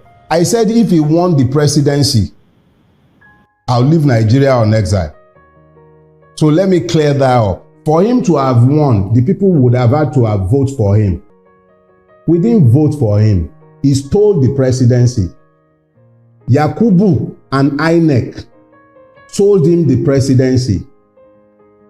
The presidency is not an expression of the people's will. It is an expression of the debauchery of INEC and the height of our judicial corruption. He did not win the presidency. If I had left, I would have been sanitizing and deodorizing a skunk. If nothing else, I rise and fall by my word. And when I said that I will live on exile if this man won, it was so that people will know that I do not believe Nigerians to be depraved enough to be possessed of the idiocy to vote somebody like him into power. And they did not. Anybody who prefers to delude themselves can continue to delude themselves, but Tinubu knows, INEC knows, the judiciary knows, and so do a lot of Nigerians, that Tinubu did not win the presidency. He stole it. So I'm not leaving because he did not win. It's that simple. That I'm still here is in rebuke of him. It actually cost me a lot more to stay here. It's not just the multiple level of danger that I face on a daily basis by remaining in Nigeria. Because if they will be planning my murder 3 years ago when they were not in power, one of his goons in Lagos State was the one sat at the head of the plot to kill me. They are the ones in power now. Ordinarily, I should run now. But I'm here. I am here because he did not win. He knows it. And every man and his dog in Lagos State knows it. He was beaten resoundingly in Lagos on the 25th of February. He couldn't even make 15% in Lagos. Segun Agbaje, the INEC commissioner in Lagos State, cannot produce the form EC8A for Lagos State up till today. I was the person who was charged by the Obi legal team to collect the election material from INEC. He could not, up until today, INEC in Lagos State cannot give us the form EC8A, which is the polling unit level result. Because they know he lost. He lost woefully. He was thoroughly rejected across the length and breadth of the state that he has held hostage. For 24 years, as at that time, he lost. So how much more the other parts of Nigeria? Let them continue fooling themselves. He has snatched it, grabbed it, but he can't run with it. And that's why we are all in the mess that we are in today. So yeah, if he had won, if Nigerians had been foolish enough to have voted for him, I would have left. It wouldn't be because of him. It would be out of protest that I could be stuck with such evil people who would have found the grace to vote for somebody like him. But as I have said, they did not vote for him. They rejected him. He has forced himself on us. And we can't do much about that. But I'm not going to legitimize his stealing by leaving. He didn't win. All of them. The political class has decided that they are the bandits against the people of Nigeria. Between the executive, the president, the presidency, the National Assembly, I think they are decided that they are the bandits. They are the bandits. All of them. The political class has decided that they are the bandits against the people of Nigeria. Because I do not see how it is feasible that the topmost priority of a government that has this level of biting hunger in the land, this level of poverty, where people are dropping into poverty per minute, would consider the purchase of a befitting aircraft for the president, the construction of a 20 billion naira home for the vice president, the purchase of all kinds of funny looking cars, and the fleet of the National Assembly members and the executive. What exactly is that? And I speak with a lot of moral authority. I served this country. They want everything about what I earned. They can find it in their folder. As a minister, they have something called Minister's Impress or something vote. My PAMSEC, Abokizawa, will tell you until tomorrow that I did not touch a dime. So when people say all these things, like, were you not in government? I was in a sane government. I wasn't in a government that watches women screaming, Ebin Kwawa, we're hungry, we haven't eaten. People used to do 0, something or 1. Today, families write and say, our children haven't eaten in the last 3 days because we just cannot afford the prices in the market. When inflation is at 40%, it erodes the poor. It literally, look, central banks exist to manage inflation. If you were president, Wouldn't you get a befitting aircraft, or would you fly a commercial aircraft? If I were president and I see the people of my country in this state of affairs, and I would go out and buy an aircraft for myself, you got another thing coming, Sheung. When you are a leader, you are first in the line to inconvenience yourself. That's what leadership is about. So who told you that leadership is about luxury? Who told you? You see, this version of political leadership in our country, I think Nigerians need to wisen up. There is nothing about leadership that gives an advantage over the people. The leader is the one who takes the cost so that the people can get the benefit. That's what leadership is. This bunch of people in the National Assembly, in the executive, in government houses, in the states, these are not political leaders. Until we get to the place where we're saying to ourselves, the greatest risk and danger to the sustainability and viability of Nigeria is the political class of this country. These are rascals by every definition of the word. And I am not mincing words about it, because if you look at the choices that our political class are consistently making, you can see clearly that they don't care about the country. This country can go to ruin for as long as these people are able to feed the avarice, this appetite, unending appetite for just gnawing away at the public treasury. They are fine. But if citizens are fine with it, so be it. If we're not fine with it, there is a class war that they have launched against the people. And that war needs to be fought. It has been signed into law by the President, Commander-in-Chief, Federal Republic of Nigeria. I believe in this document. That is why I'm so lawful. That is why I'm so confident. And that is why, however extreme it is, I am saying it on national TV. I'm not taking any risks. Swearing in a ticket that has not met the constitutional requirements of the Constitution is ending democracy. And I'm repeating it. Whoever does not meet the constitutional requirement must never be sworn in. If you like, I can say it again. I'm Dr. Baba Ahmed. I'm not taking risks with my safety and with my life. But I'm repeating, swear in anybody who does not meet the constitutional requirements of our country. You are engaging in an unconstitutional act. Mr. President, do not hold that inauguration. CJ and your lordship, do not partake in unconstitutionality. I am taking these risks for the sake of my country. Yes, it is extreme, and I'm saying it. It was more extreme for Yakubu to issue that certificate. It was reckless. He is putting all our lives in danger. All of us were already at risk. So what is there again in me taking risks again? What have they not done against Nigeria? What have they not abused in Nigeria? Now they'll take the constitution, they are going to swear this man in, and I should be afraid? I will not be. I'm telling you that on the 29th of May 2023, swear in Tinubu as this result is. You have ended democracy, whoever you are. It is us in APC who are dissatisfied with him, that who put him in power. We are the ones that will remove him from the power.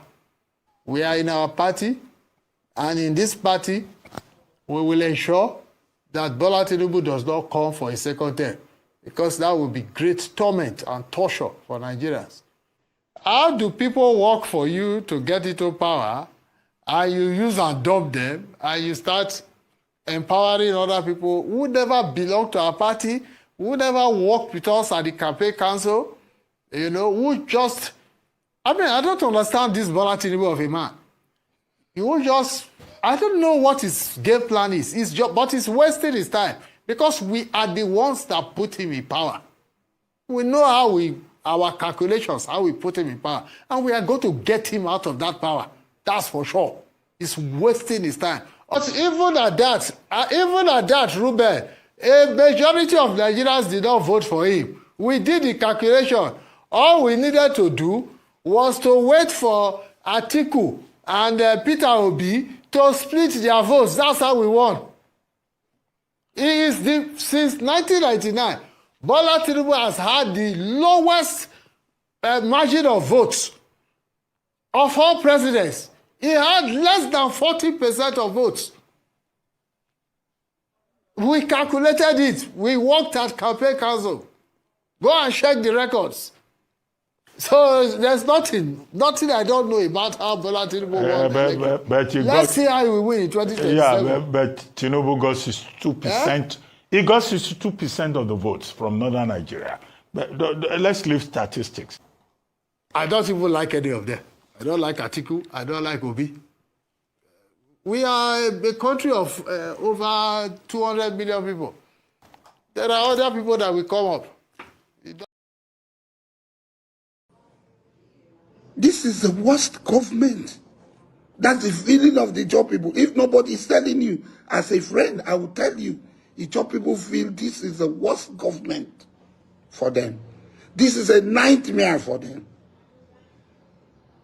And when we were voting, when we were campaigning for you, a lot of the job people called me, President, you don't know Tinubu. You know everything about Tinubu. Tinubu is your friend. No? We hope it's not going to look the other way. Oh. And I assured everybody, I say, if Tinubu fails, hold me responsible. And today, the people are asking me, are you still on that if Tinubu fails, hold me responsible? River State is the litmus test.